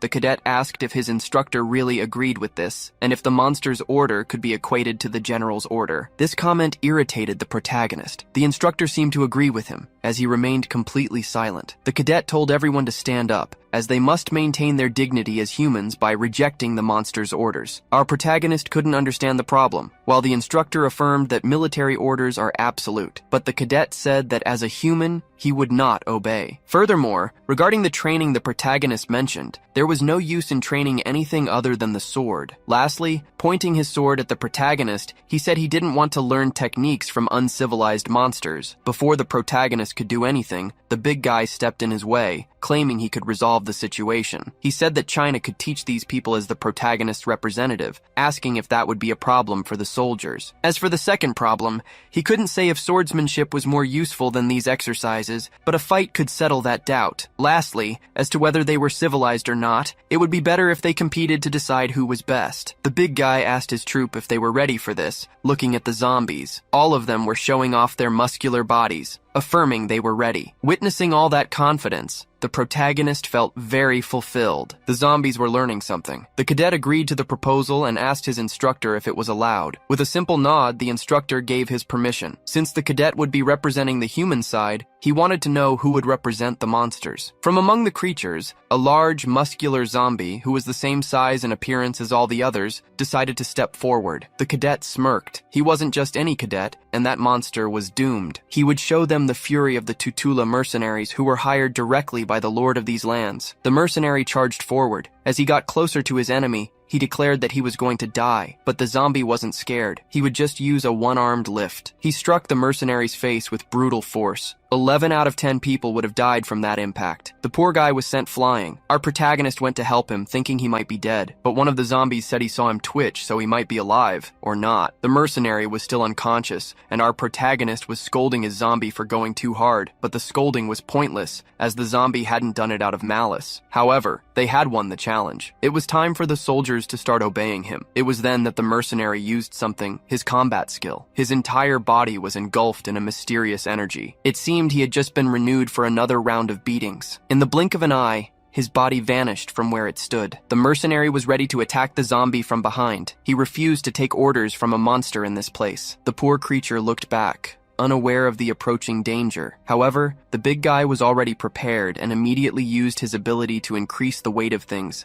maxing it out. Thanks to the extra weight on his own body, the mercenary couldn't complete his attack. He had been stopped. The protagonist didn't like that one bit and was now heading towards this poor soul, and he was ready and prepared to discipline him through pain. All Hansel had to do was gently touch the degenerate's body. The force was enough to send him flying, completely shattering the wall behind him. Now the mercenary was embedded in the wall, like a piece of modern art from some random museum. The pain he felt was immense. He couldn't move or even speak. After all these interesting events, the general decided to check on the training grounds. She was anxious to see what the protagonist had done with her troops using this training method, but all she saw was a large crowd of soldiers, wondering whether he had used magic or not. These men were talking about the monsters. Surely they used magic, which is why they couldn't be trusted. Confused by what she was seeing, the general told the instructor to explain the situation, as she had no idea what was happening. On one side stood the protagonist, and on the other, the instructor. He said there had been a battle because some of the men refused to obey the general's direct orders. The soldiers ended up losing these battles, but they were insisting that the monsters had used magic. Approaching our protagonist, the general asked if he had really used magic during the fight. Hansel stated that they would never do such a thing. That wasn't enough for her to believe him, and she now turned her attention to the instructor. Quite nervous, he stated that he also didn't think magic was used. At that moment, one of his men asked if he was going to believe the monsters. Actually, the one who asked was the Count. He had come because he'd heard an unbelievable rumor, and now he was ordering them to tell him everything. He also wanted to know whose side the general was on, the humans or those disgusting creatures. Visibly distressed, the general said she was on her people's side. This enraged the Count. He wanted to know who she was listening to now. Our protagonist thought the Count had come to exercise too, so he asked him to get off his horse first, but the big guy sensed the tension and discreetly told him that wasn't why the Count was visiting. Looking at the general, the Count asked if she knew how highly he thought of her. The woman said yes.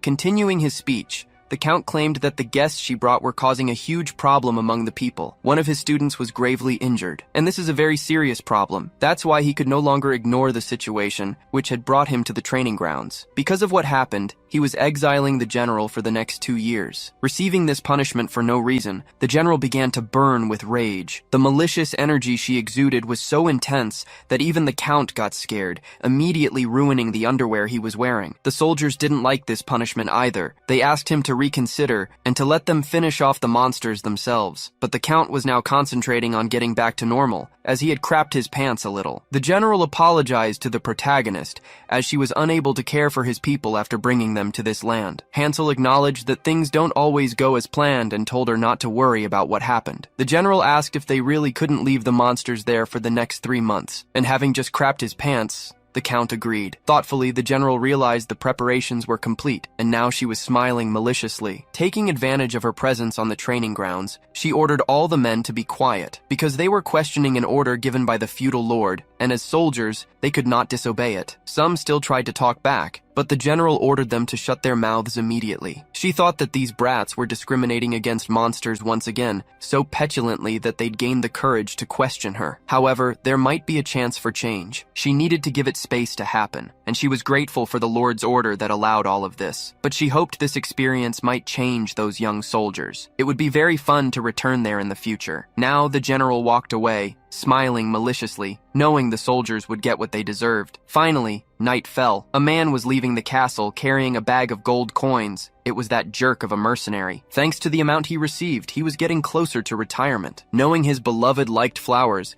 he thought about starting a business for her, but these thoughts made him quite embarrassed. He also looked at a picture of his daughter, believing he would soon return to her. That same portrait was on fire somewhere else. His town had been completely attacked and was engulfed in flames. A great wave of zombies was advancing through the destruction. Atop a hill, a mysterious figure watched intently what was happening. The knockoff Joker seemed to be enjoying this. Looking back, he noticed someone else's presence. Someone named Elisa, and said it had been a long time. That's a troop of weirdos, and they really enjoyed the reception they got in her hometown. Extending a hand to Elisa, the Joker asked if they should dance, but the girl completely ignored him until she decided to extend her hand to him. And so, the two began to dance atop that hill as the city burned to the ground. The next day, the soldiers were saying goodbye to the general. She wanted to know what China was doing there too, carrying so much luggage. He said there was no training that day, and he'd heard they were meeting somewhere. So he asked if he could accompany the general for a while, receiving permission from the protagonist to do so. Now they were going to visit that place. China was worried because if the feudal lord found out, they'd be in trouble. But she said it was fine, as she was allowed to do it. These words greatly encouraged China, who promised to take her to that place. She also noticed that China's voice had gotten stronger, which was good, but it must be a result of the training. And full of mischievous intent, she promised she would let China marry her if he became a little braver. However, China was a man in his 20s, and he imagined the general was over 60. That wasn't very appealing to him. A deadly hatred bloomed in the woman's heart. Her disciples had to hold her back, furious over the comment made about the property. Deep in the heart of the forest, a zombie is hunting. Its prey is a slime. He manages to get behind the creature, finally activating his muscle fibers to deliver a mortal blow. The zombie has caught its victim and is now applying intense isometric force, but it seems he's just doing an exercise. His companion asked if he hadn't hurt his arm recently, warning that this kind of strain could be dangerous. Nothing bad happened. Now they need to return to the protagonist, who promised to teach them a new exercise. The one who found the zombies in the forest was the general. She asked why they were carrying those slimes, but the creatures were surprised to see the humans. They knew China would be returning to the training camp after escorting that woman. China told them it was finally happening, and the general was left bewildered, as her question still hadn't been answered. The zombie explained they needed slimes. It was a request from Hansel, which is why they went to capture the creatures. This piqued the general's curiosity. She knows these monsters can't even be used as ingredients. They're completely useless. So,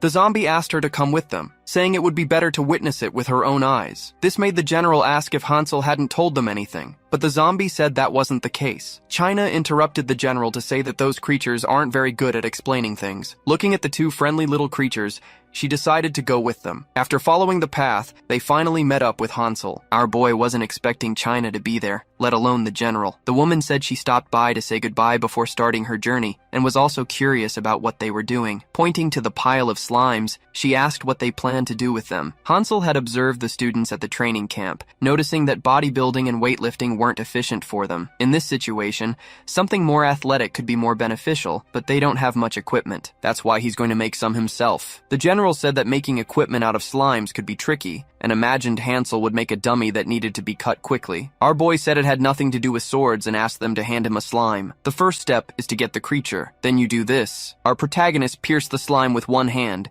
managing to remove its core. After removing it, the core will fully regenerate in a few days. So they let it rest for that to happen properly. Now, he's going to make a hole in the creature, which is without its core. Slimes have great elasticity and contraction ability. This way, he can use the monster's body as if it were a rubber band, transforming what was once a slime into a training band. The general may not know it, but it's possible to do various exercises using that simple piece of equipment. The contraction depends on the slime's color. While our boy was explaining, the general apologized. Hansel found that too sudden and didn't understand why she had said it. She then explained that the protagonist might not be aware of it, but she'd had her suspicions. She thought he was acting obsessed with training just to get closer to the humans, but the truth was, he was being completely honest with everyone. She failed as an educator and couldn't change the discriminatory nature of that nation. That's why she has tolerated the feudal lord's lack of common sense until now. However, She recognized that Hansel is different from her. He will surely be able to bring change to this nation. Our boy seemed to grasp the scale of the challenge. Violently contracting his muscles,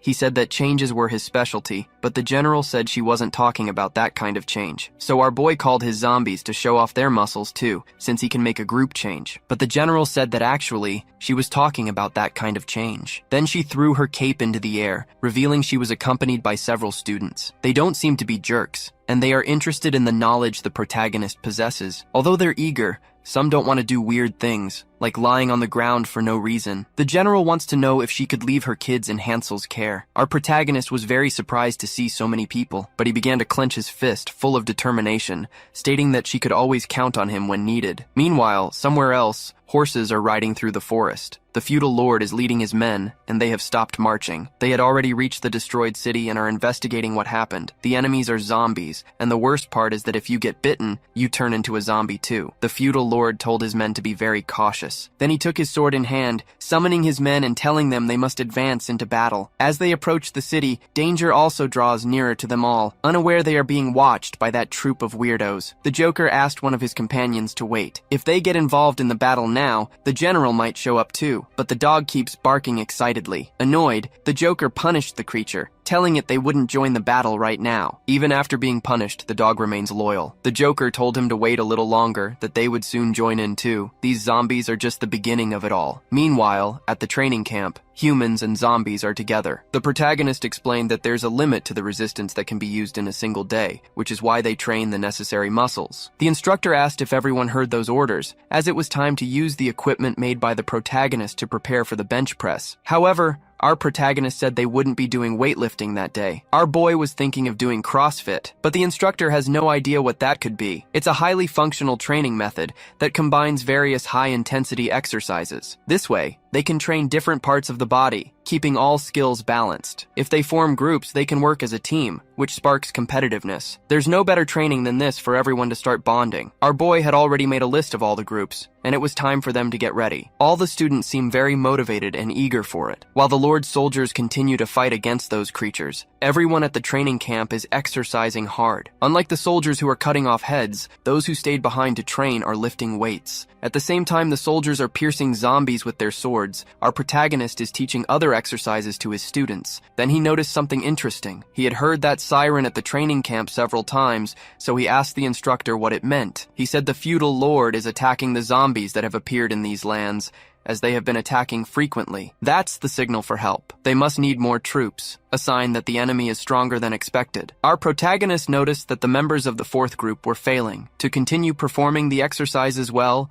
they needed to reduce the load. Since he was interrupted, the instructor thinks the protagonist doesn't care about the battle. Back on the field, the feudal lord is congratulating his soldiers. According to the scouts' investigation, they discovered that the enemy's base is at the end of that path. Now they will eradicate them all to bring peace to this country once more. The soldiers shout in one voice, excited by their recent victory and the direction of the battle. Then the feudal lord called them all once more. The time had come to advance against the enemy. The soldiers charged toward the zombies, ready to bring much destruction. Once again, a fierce battle began. The feudal lord's advisor is worried. This time, they have advanced too deep into the forest and it could be dangerous. But the feudal lord believes the zombies aren't intelligent and have no combat tactics. All they need is enough manpower to keep pressing forward. Believing his strategy is working, he pointed to the front line, which continues to advance. The feudal lord motivates his men once more, telling them not to stop attacking. They must keep pushing through the forest until not a single enemy is left. The Joker is watching everything, and he finds it all very interesting. Deep in the forest, he found himself surrounded by soldiers, but as soon as he snapped his fingers, his companions appeared to help him in this battle. The person responsible for orchestrating the whole situation had finally appeared. After observing the army, the Joker said the soldiers had overlooked something very important during the battle. They should be using spears in this fight. Swords only serve to show off their techniques. After making this comment, he ordered his companions to attack as well. The soldiers are being completely annihilated. They're unable to stop the enemy's advance. The feudal lord decided to attack with his sword, ready to end it all. Recognizing the old man, the Joker said it had been a long time since they last met. Moving quickly, the Joker managed to block the feudal lord's attack, and sensing his strength wavering, he also commented that that the Lord had gotten very old. Surprised by his enemy's appearance, the feudal lord asked how he hadn't aged. He also said the Joker can't use energy freely, like his general can. And it was true. The Joker hadn't trained his energy to be used that way, but he had done some research, showing syringes filled with a mysterious substance to the feudal lord. He immediately injected the contents into his own body, causing a hideous reaction to begin. His entire body began to grow absurdly large, his muscles becoming incredible. The feudal lord realized that man had practically become one with the serum. He isn't stopping. He's already as tall as a building. Very concerned by this scene, the feudal lord realized the Joker had experimented on humans, and from the look on his face, the Joker wasn't the type to care much about it. Getting no response, the feudal lord believes the Joker's mind is on another plane. He needs to think of a strategy quickly, before he's distracted by the other enemies. The feudal lord must end the Joker's life immediately, so he began to use his combat skills. Gathering all his energy, he launched a fierce attack, determined to end the fight. But as he approached his enemy, he was caught off guard by a hand nearly 6 feet wide. The Joker managed to hit the feudal lord with great force, crushing the old man in the process. Fallen and wounded, the feudal lord is trying to figure out how the Joker's strength increased so much. But he might not have time to think about it, as the Joker moves in to strike again. The old man barely managed to dodge the blow. However, he realized that if he had been hit, he would no longer be alive. In just a few seconds, the Joker closed in on him again. The old man needs to defend himself with his sword. If he could predict the attack pattern, he might have a chance. So he decided to use his combat skill once more, but it wasn't to attack. He had to do it to defend himself. The feudal lord's sword is trembling violently. His enemy is far more powerful than he is, and due to the force of the blow,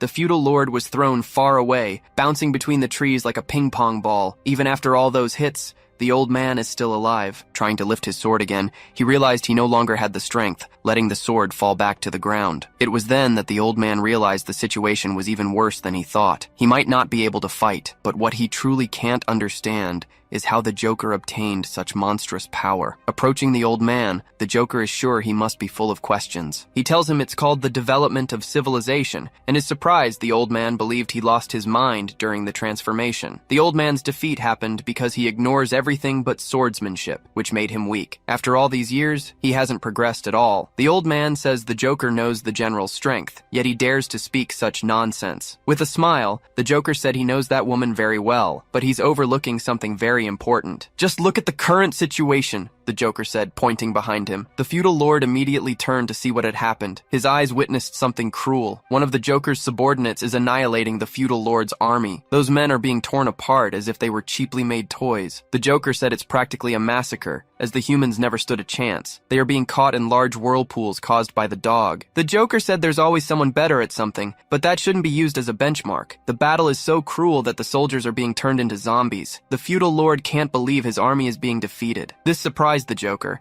as the old man refuses to believe his own reality. His patience for dialogue having run out, he prepared to end the old man's life. But something happened in the darkness of the night. A secret sword technique. It struck one of the Joker's hands with precision. It's the feudal lord's advisor who has decided to appear. He told the old man to run, that he would handle the situation to buy some time, but the advisor was soon surprised by something. The feudal lord had already started to flee. He didn't even wait to hear the advisor's words. Not even the Joker expected the feudal lord to be such a coward. That was the last straw for him. It's getting hard to contain the feeling growing in his chest, until finally laughter starts to erupt from his mouth. In the end, the old man had never changed. He only cares about his own survival, and no one else's. Knowing the situation was desperate, the advisor gave an order to all the soldiers. They needed to retreat now. This is a lost battle, and they need to run as if their lives depend on it. They should follow the feudal lord to have a chance at a future. While he was still speaking, the advisor realized he was about to be attacked. One of the Joker's hands crushed him completely, leaving the poor man's sword in pieces. The army's survivors are fleeing. The low-intellect zombie asked the Joker if he should pursue them. Returning to his original form, the Joker said that wasn't necessary, because they already know where the enemies are retreating to. Trusting in the old man's foolishness,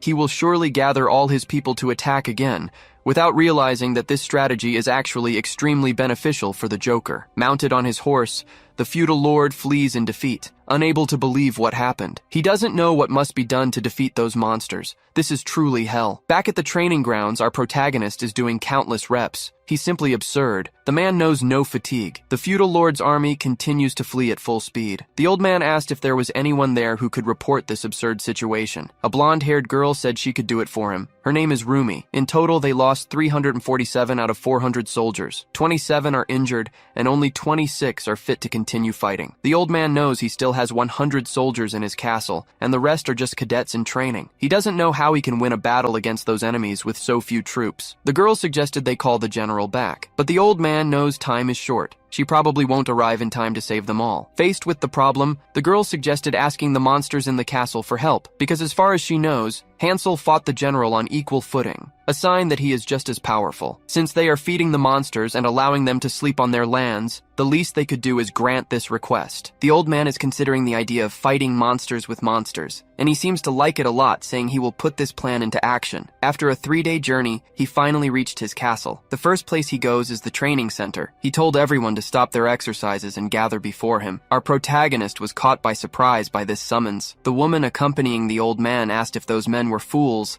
telling them to do as they were ordered. Our protagonist and his zombies are approaching the old man. Interested in the protagonist, the feudal lord asked if his name was Hansel. Our boy confirms and asks if the feudal lord came to start his training too. But the old man said he was there to give an order to those monsters. It's time for these inferior beings to pay their debts for eating and sleeping on this land. From now on, they are tasked with defeating the enemies, the zombies approaching the castle. The protagonist's people were a little apprehensive about this. The big guy is just as worried. After saying that, the feudal lord asks if he was understood, since the expression on the zombies' faces is quite foolish. He also said he's giving these inferior creatures a chance to die with some dignity and honor. He even said he would grant our protagonist citizenship if he did it. It's time to show the effectiveness of the exercises they've been practicing in this place. Our protagonist immediately gave his people an order, and it's called double biceps. The zombies begin to inhale deeply, gathering all the air they can, showing the feudal lord the quality of their well-built bodies. But watching up close, the old man has no idea what the monsters are doing. The protagonist said they built their bodies through physical exercise, and this is how they show off what they've built after working out. Quite annoyed, the old man said it was no time for jokes and told them to follow his orders. But the protagonist became furious,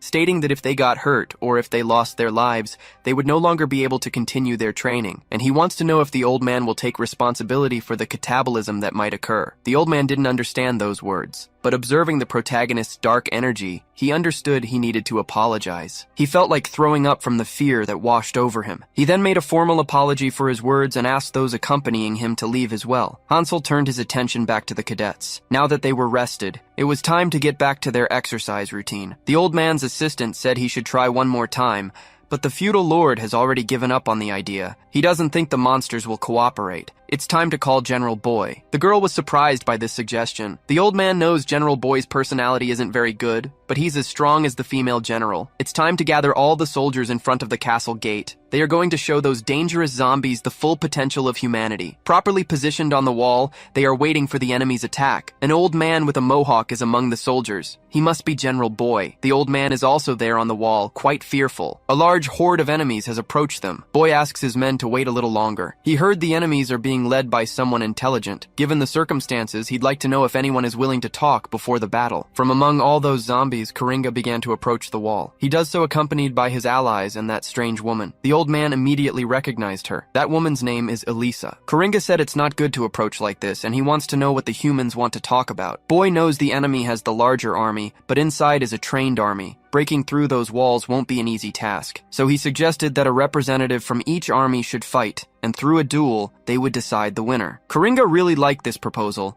and decided to accept it immediately. Brimming with confidence, Boy loved hearing those words because he enjoys violence. Leaping off the wall, Boy believes he will bring terror to his enemy. He is eager to see which brave soul will face him. That mentally challenged zombie seems to have been chosen for the task. He advances towards Boy, trying to say something, but he chose to scream instead, as it's much easier than forming a complete sentence. With his sword in hand, Boy said his enemy has a formidable size. It's time to find out if he's also skilled in combat. Boy is the first to advance, ready to cut into his enemy's flesh, but the zombie with mental limitations is very strong. He managed to block the general's blow using only his strength. Boy realized that this enemy is quite tough, but that's not enough. Taking advantage of their proximity, he began to strike the zombie with all his might. The creature continues to protect itself, taking no damage. Then, it spat something at the general. Boy managed to dodge the disgusting thing. He realized it was acid and was glad to have dodged it before being hit. Knowing his enemy is very resilient, he asked how his body was made,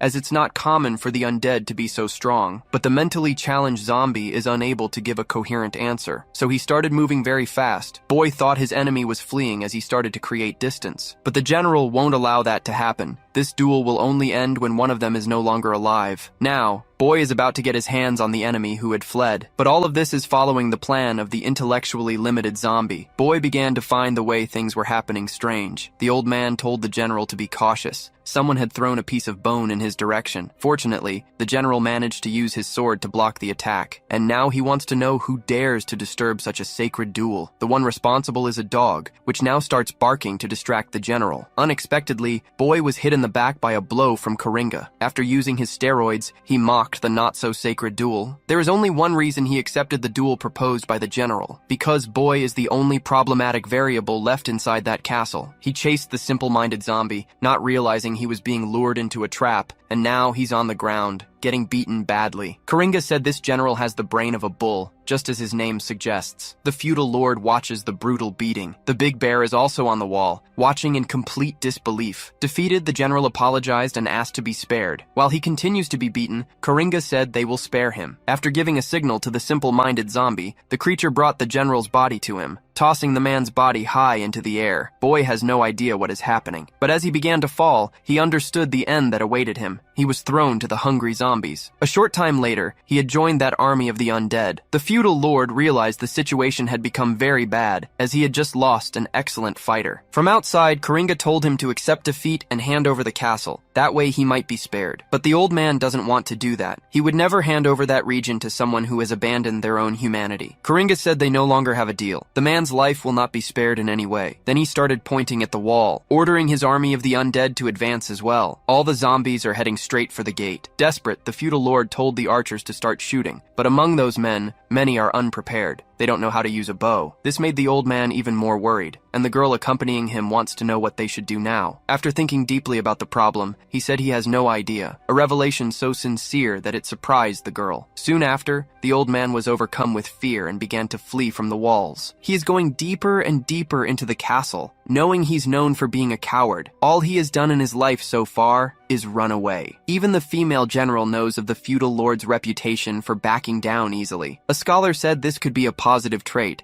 as he prioritizes survival at all costs. In the middle of the flashback, he remembered when an important woman in his life was taken prisoner. In all these situations, he just kept running, realizing that bearing the burden of responsibility is very difficult. However, this escape was planned. He is heading straight for the training grounds. After passing through the gates, the old man begged to be saved. He apologized for looking down on those monsters and for being an ass. Even if he were to be killed, he is begging for the lives of the innocent people to be saved. And now he's begging for the protagonist and his people to do something. After hearing that plea, Hansel asked if the old man wishes to exercise. Standing up, the old man became even more confused. While stretching his own arms, Hansel said he doesn't need his life. But the personal training fee he's going to charge this man just went way up. The instructor, along with the humans, said he wants to join this battle too. But our boy told the rookies to stay put. The zombies added that anyone who can't lift a total of 400 kilos on the big 3 lifts should stay out of this. That's what they said. And now they're giving the rookies an intimidating stare. After hearing that, the old man is sure these monsters are a bunch of idiots. Still, there's something very different about them. They all seem extremely nice. Accompanied by his army, the protagonist is heading to the main gate. To get there, they need to take a straight path. Since this is an emergency, they're going to do it with interval training. After a slow walk, they break into a full sprint, and they'll keep this fast pace for 1.5 minutes. The only one who can't keep up is Fatty. He's already gasping for air, practically having a heart attack. He's amazed by the speed of all his companions. In the heart of the city, zombies are about to end the lives of innocents. But our protagonist's army prevented anything worse from happening. The child in its mother's arms was surprised and told her that they had been saved. After that, our protagonist continued advancing towards the castle gate. Her son is deeply impressed, wondering if he could get that strong by training with a sword. But his mother told him that wasn't done with swords. However, they'll ask those people what technique they use after this war is over. The gate has been breached and the battle is getting fiercer. Our protagonist used his Hawkeye. Observing the zombies' appearance, he thought they looked like they needed to hydrate. Fatty finally managed to join them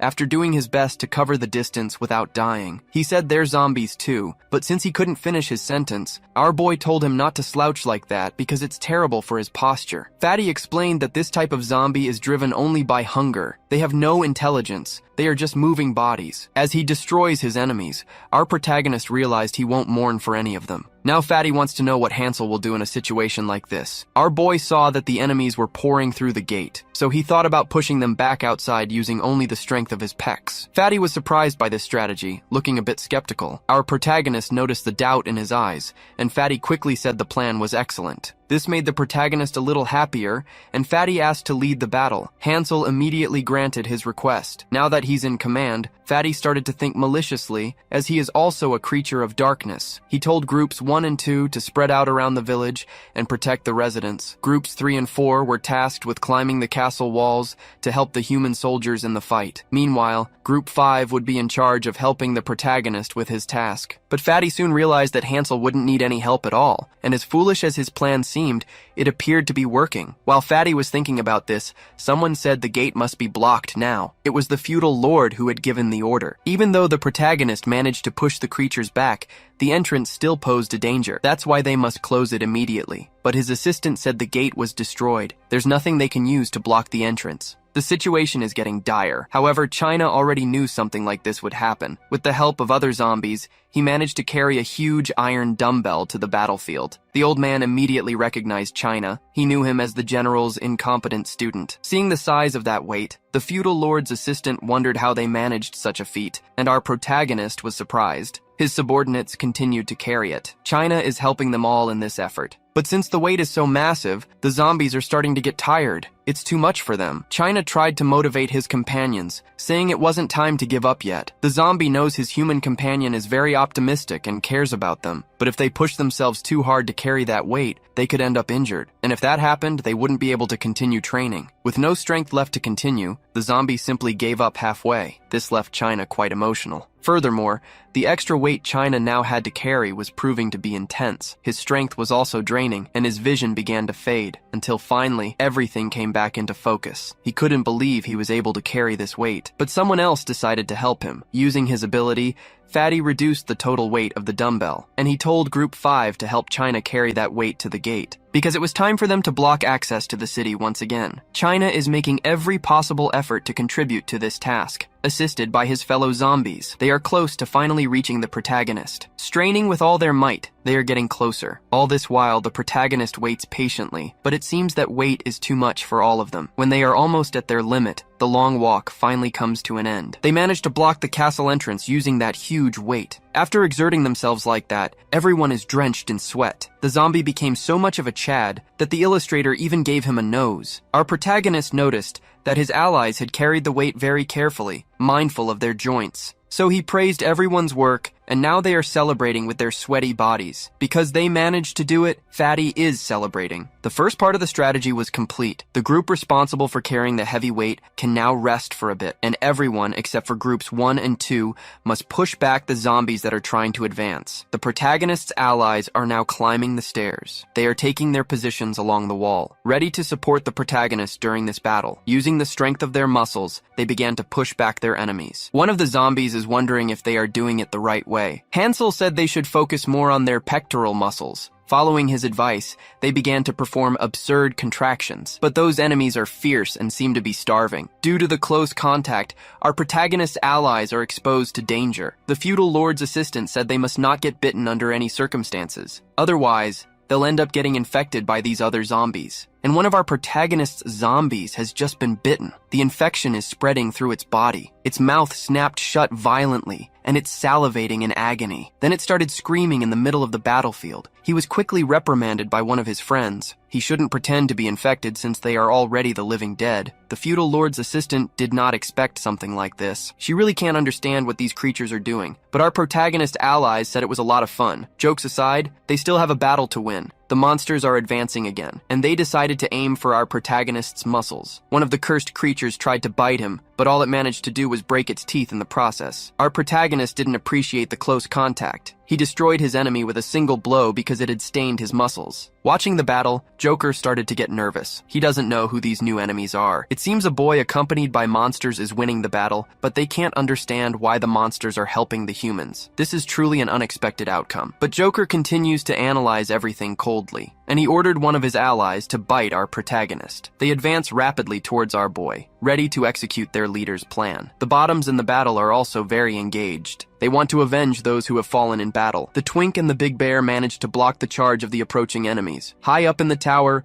the feudal lord reappeared and asked his assistant to clear a path. Once at the window, he spoke directly to our protagonist. Pointing in Joker's direction, he said that he is the one responsible for all of this, but Hansel is too busy with the zombies. He can't see through the swarm of enemies. The feudal lord told him to just walk in a straight line, and he would eventually find an enemy with blue hair. Our protagonist recorded these words. Before leaving, he asked if his allies could keep holding back the creatures, and one of the zombies said yes. Now our boy's path is clear. Leading with his chest, he plows a path through those cursed creatures. Watching from above, the feudal lord was even more impressed. He was witnessing a miracle. The battlefield had been completely cleared by the protagonist. It was unbelievable. Growing more furious, Coringa realized the zombies were completely useless, and he wants to know if the other guy agrees. But so far, this character has refused to say a single word. Coringa didn't want to join the battle, but the protagonist's presence was an unexpected variable. So he started walking toward our boy, who, by now, seems to have found the blue-haired enemy. The two are staring each other down, ready for battle. Hansel noticed his enemy's body starting to grow much larger, and he's coming right at him to attack. But our protagonist isn't afraid of muscles built on juice. As soon as they met, they began to exchange powerful blows. Hansel and Coringa are both determined to end this fight. The force they're both exerting is immense, but given his size, our protagonist has the advantage. Impressed by this, Coringa asked why that monster was interfering with the humans. Our boy said he will protect his new bodybuilding disciples. Now he's applying even more force,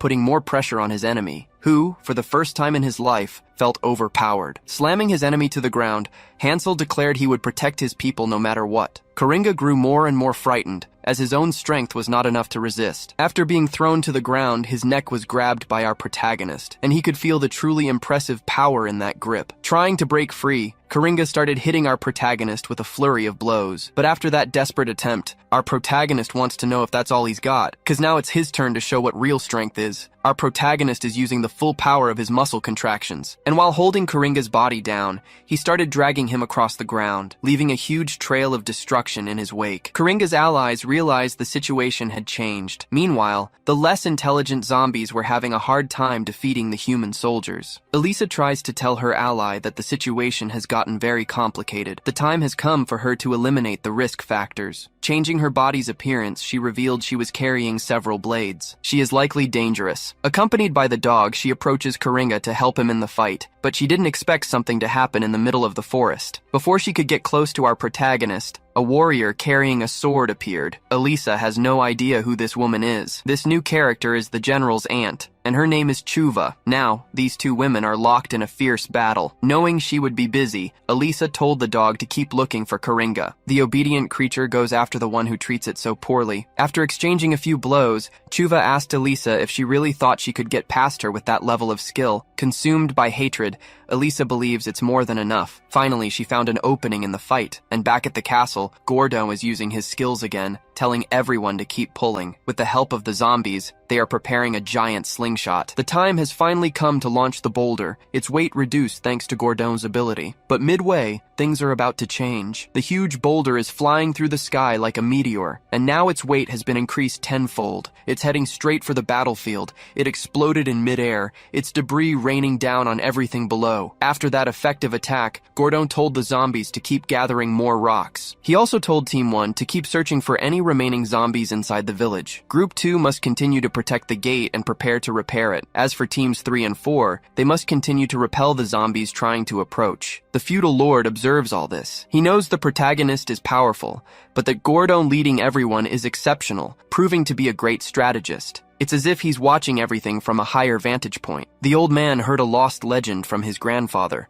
about a monstrous creature that allied itself with humans. That was the hero of the Fourth Great War, the dragon strategist. And that name came to the feudal lord's mind after watching what Gordo has been doing in the battle. Back to our protagonist, he continues to pummel Coringa. The villain tries to use his techniques again to increase his body's size. He manages to transform one of his arms into a spiked club. He decided to aim for the space between our protagonist's ribs. A huge impact followed. However, Hansel wasn't impressed. All he had to do was flex his own muscles, while holding Coringa with one hand. It was then that the villain realized he couldn't pull his arm out of the protagonist's muscles. Finally, barks were heard from the forest. After finding the protagonist, the dog decided to attack him with bones. This technique is a mix of wind and necromancy, a very refined skill. The force of those bones is comparable to steel and can crush an unprotected head thanks to the power of the wind. Several of these attacks were sent directly at the protagonist, and even after being hit, he wasn't affected. In fact, to Hansel, it felt like an acupuncture session. After its attempted attack, the dog became very quiet until Coringa gave it an order. Because he's suffering in this battle, he needs to resort to everything he has. After injecting a large amount of juice, Coringa lamented having to do something like this, saying that everything about to happen was the protagonist's fault. But our boy knows that no matter how strong that guy gets, he won't be able to break free from his grasp. To Hansel's surprise, something unexpected happened. Coringa managed to grab our boy by the neck. At the same time, he completely lost his own grip, as the creature's neck had become too wide. Even though the neck got wider,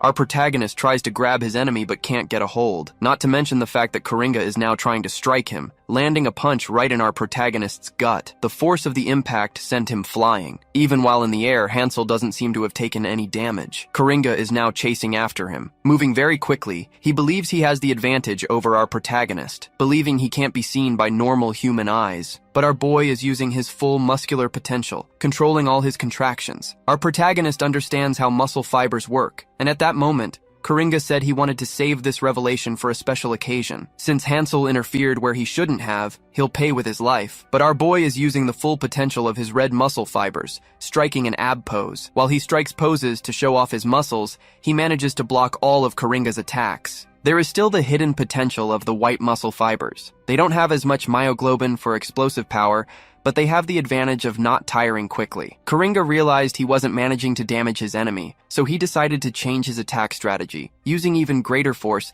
he strikes our protagonist in the back. The protagonist's strategy to win this battle is to be more resilient than his enemy, to wear him out. That's why he keeps flexing his muscles, waiting for Coringa to run out of strength. This battle has now become a duel of endurance. The one with better conditioning will be the victor. But our protagonist was unaware of something fundamental. Coringa's body was not built naturally. He achieved that strength and muscle mass through the use of juice. About to receive another blow, our protagonist assumed the insane chest pose, while Coringa is prepared to hit him with a devastating blow. The two enemies clash once more, continuing this battle of strength and endurance. Our protagonist now has to get more and more serious during this fight, and the same can be said for Coringa, who had to use the full potential of the juice just to make the protagonist start to sweat. Now that their combat had gone this far, Joker was trying to understand the reason behind that strength. He ended up dodging the protagonist's arms, deciding it would be better not to waste his strength against that enemy. Hansel noticed something about his foe. Even if he could control his muscles, controlling the nervous system is difficult. After all, not even our protagonist is used to this task,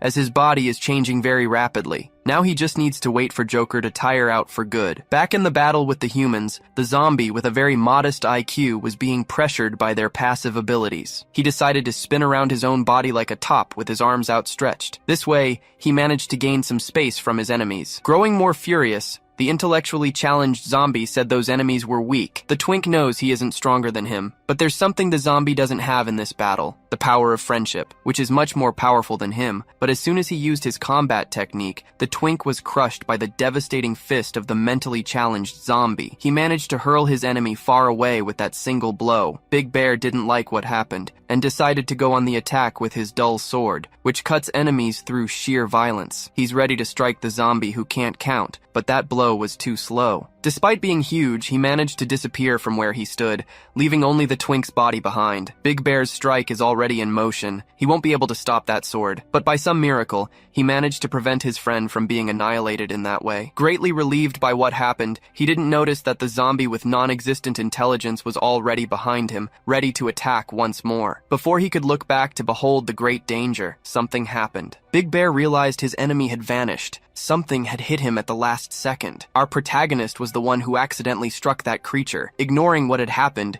he returned to his own fight, leaving Big Bear completely speechless. Because not only had he been saved, but he had also just realized something even more interesting. His enemy was defeated with a single blow. Maybe he should join our protagonist's workout team. On the borders of that land, there is a very peaceful city by the sea. The messenger went there to contact the female general, and he is desperate to find her. She wants to know what's so urgent that it made the messenger enter her house uninvited. Since she was already very drunk and had been harboring lewd feelings for a long time, she suggested they do something very enjoyable. The messenger said it's no time for jokes. The situation is dire. The general said she needed to catch her breath first, and the messenger informed her that the castle was under attack by a group of zombies, and they need her strength immediately. Ignoring the urgency of the warning, the general said the army is capable of handling something like that. However, the messenger said that the person behind the attack is Joker. This left the general quite thoughtful, as she knows who this person is. Remembering him, the general started to smile, until she began to do so uncontrollably, making the messenger uncomfortable. Once again, he said the matter was urgent, and it was no time for jokes. But the general said the occasion was perfect, as she was lamenting what would happen to Joker. She also told the messenger that there are 2 shields in the castle. The first is a reliable ally named Hansel, and there is also the adorable niece. Folks, I have to make a correction now. This girl is the general's niece, not her aunt. And according to her, she will soon be #1 in this entire continent. Rain is completely focused on the battle, using her secret techniques to achieve victory against Elisa. That continent had already gone through a great war, and it seemed to have no end. In ancient times, exercises were condemned, and the elves ended up being persecuted, until a human doctor began to spread information about elven meditation and Ikos exercises. Thanks to this pattern of movement went beyond exercise, and is now being used as a battle technique by the elves. Rain grew up in the forest of this people, learning many things. She ended up completely mastering the elves' exercise routine, possessing great agility, even managing to stand on her enemy's blade. She achieved all this progress after 7 years of arduous training, to the point of developing her own techniques. Seeing that she's in the air, Elisa said she won't be able to dodge the blows just because of the distance. Approaching Rain,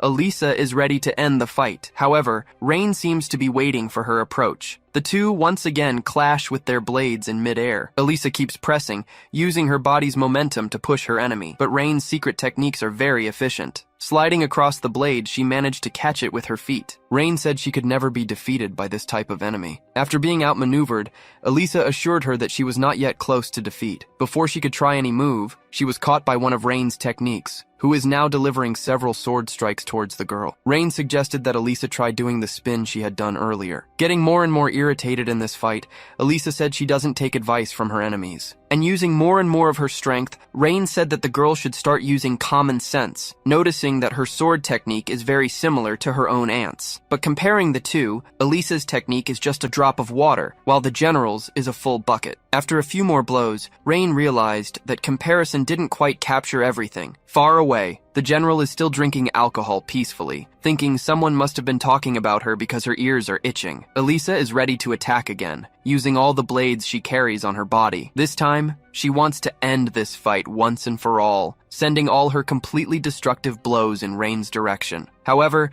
the girl used another of her skills, physical strengthening, managing to stop all the swords without much difficulty. She also noticed that her opponent's balance was being compromised. The time has come for Rain to end this fight. Using all her body's flexibility, she approaches menacingly, carrying her sword. Before the outcome of the fight was shown, we were taken back to the protagonist. After defending against the last attack, he's expecting Joker to be very exhausted. And indeed, the enemy knows that the gap between them is very large. While our boy doesn't understand why Joker doesn't get tired, the villain can't understand why he can't cause any damage. Even so, he keeps attacking, trying to understand the secret behind that body. Furious, Joker decided to ask why our protagonist hadn't fallen defeated yet. But upon hearing that, the protagonist said he should have been the one to say something like that. Joker revealed that he developed that drug to win a battle against the general. This is a power so great it can rival ancient dragons. Even hearing this, Hansel said that Joker needs to train a lot more. Blocking this last blow, Joker uses the power of the juice to make his muscles grow once more. But that wasn't intentional. It's the side effect of excessive drug use. Moving away from our protagonist, he realized he needed to use the neutral neutralize her immediately, or he could have serious problems. Our protagonist wants to know what kind of body-altering drugs his enemy is using, because in a matter of seconds, Joker changed form completely. It looks like he's melting entirely. Feeling a sudden sickness, he started vomiting a lot, a disgusting green liquid. Our protagonist imagines it's a nutritional imbalance,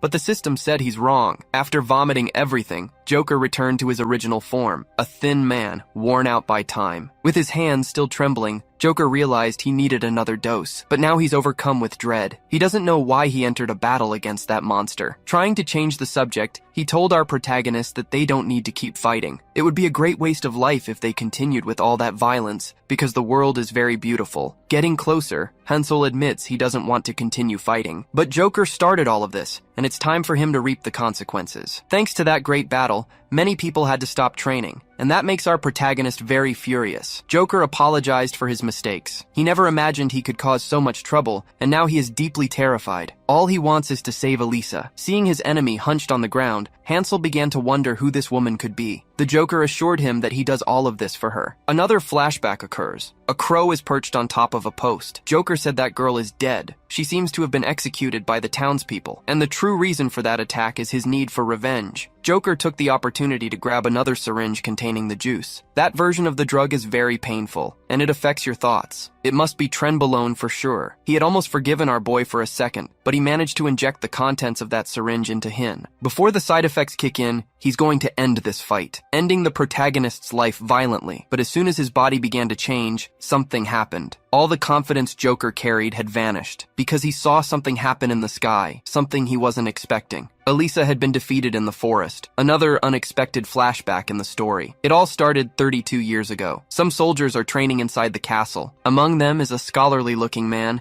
reading his book very calmly. This is Joker, at only 17 years old. He asked his friend why the people in that place don't have much mana. Weirdo has no idea what the answer is. This guy must be the feudal lord, but I could be wrong. Joker said that he is the next successor to that land, and should pay attention to Joker's discoveries. But the young feudal lord is very focused on his training, and he knows his friend will tell him what he discovered, whether he listens or not. Since he needed to recover from the exercises, the young feudal lord said he could listen to this theory. Joker said that mana is different from physical strength. It's a very delicate energy, and the more emotional a person is, the more smoothly the mana will flow through them. But in the country where they live, the rules are so strict that they are forced to suppress their own emotions from an early age. That's why they can't fully develop their mana, nor can they increase the size of their core. The young feudal lord said that this energy is the curse of mages, and that the physical power of their people is their greatest identity. Joker said his friend just said something a politician would say, a very offensive comment since nobody likes politicians. The young feudal lord suggested his friend abandon his studies. It was time for them to practice a bit, throwing a wooden stick in his direction. Since that sounded like a lot of fun, Joker agreed to practice. In a few seconds, they were exchanging blows. Even though he's a scholar, Joker knows how to use a wooden sword, and he manages to pressure the future feudal lord. However, the young lord is full of vigor. He manages to find an opening in the glasses wearer's attacks. After taking a few powerful hits, Joker fell to the ground, having been knocked off balance. The victory went to the young feudal lord. He now has 123 wins and 43 losses against that opponent. After they finished practicing, someone else joined them. It's their teacher, and the future general of that place, Miss Ryan. No joke, her name has already changed like 3 times in this story. Approaching them, Ryan said that Joker needed to hone his talent more, as he needed to increase his stamina. But the boy said he doesn't like fencing, but the teacher assured him that one day he would appreciate it. He just needed to get better. Just look at the young feudal lord, who clearly seems to enjoy every training session. However, he denies his own reality. That kind of training doesn't please him at all, yet he keeps doing it, until a completely new person interrupted the conversation, telling Ryan that Joker has no talent for this. These words were very offensive, and neither of the boys liked hearing that. Because of everything that happened, Ryan forgot to introduce this maiden to her students. From that day on, she would be training with them, too. This is her special student, and her name is Elise. She appears to be a very promising warrior. Overflowing with confidence, Elisa guaranteed she wouldn't be defeated, even if those two decided to attack her at the same time. Furious, the two decided to put this to the test, as they were facing a very arrogant woman. Elisa is fully prepared to crush these people's egos. She didn't like being underestimated reincarnated just for being a woman, and now she charges at them like a raging animal. The young feudal lord and Joker realized they were in trouble. This woman is a real danger. After the beating session, the young feudal lord started to smile. Joker had to admit it, that woman is very strong. The young feudal lord had to agree with those words. But thinking about this woman, he realized she is very different from the nobles of this region. He can't find the right words to describe her, but that commoner has a very special charm, for she possesses a truly impressive beauty. After they were defeated, Joker started talking more about a dream he had. He decided he is going to marry that girl. This revelation left the young feudal lord very surprised, as he had surely thought the same thing. Noticing his surprise, Joker asked if something was wrong, and the feudal lord acknowledged that dream was too big, because Elisa isn't interested in men weaker than her, and she had said so that afternoon. Joker is terrible at fencing, but the boy had renewed his confidence, promising he would try even harder from that day on to become a strong and fierce fighter. So the two friends continued to practice, and slowly the score between them began to change. Joker's effort is genuine. He managed to increase his wins to 92, and after training hard, he managed to turn the score around, becoming the absolute best. After being defeated so many times, the young feudal lord doesn't know what he did wrong, as he used to win those battles with ease. Elisa was training with them, and asked if the young feudal lord would like to train a bit more with her. But the man's confidence had been shaken, believing he had been left behind. He said he couldn't train now, as he was very busy with official matters of the region. His father is furious. He allowed the boy to train in fencing, yet he still can't beat the other youths. The young feudal lord admits that perhaps he has no talent for this kind of skill, but his father remains furious. After throwing a wine glass at the young man's face, he said he doesn't want to hear it. He has only one son, who is a complete incompetent. The current lord's name is Leonardo. With his face covered in wine, the young feudal lord apologized to his majesty. Later that same day, it started to rain heavily, and the young feudal lord decided to isolate himself for a bit. Someone started approaching him, saying that the young prince might get sick if he stayed outside, but the young feudal lord said it was fine. Elisa ended up surprising him, saying that was utter foolishness. She can't understand how someone can say they're fine while looking so sad. Since he doesn't know how to enjoy life, it was time to join Elisa on her adventures. Walking through the city, the young feudal lord became intrigued. That woman smiled all the time, and he began to wonder if she was truly happy just by being with him. Conflicting feelings arose in his heart, thinking she might be interested in him and not Joker. If that's really true, he will become the happiest man in this land. The next day, they went to the training grounds inside the castle. Rumors are spreading around the place. Joker confessed his feelings to Elisa, but he was rejected. As soon as he heard this, the young feudal lord was filled with hope, believing he now had a chance. He decided to go to Elisa to confirm his feelings, believing she felt the same way. The idealistic young man is heading towards her, his heart overflowing with hope. His desire to love is so great that he's willing to abandon his own family if necessary, because all he needs to be happy is to be by her side. But as soon as he arrived at that house, the young feudal lord encountered something different. Through the window, he ended up seeing something he didn't want to see. He immediately became very upset, feeling rejected upon seeing Elisa in the company of someone else. Hatred seized his heart when he recognized the man with her. It was the Joker.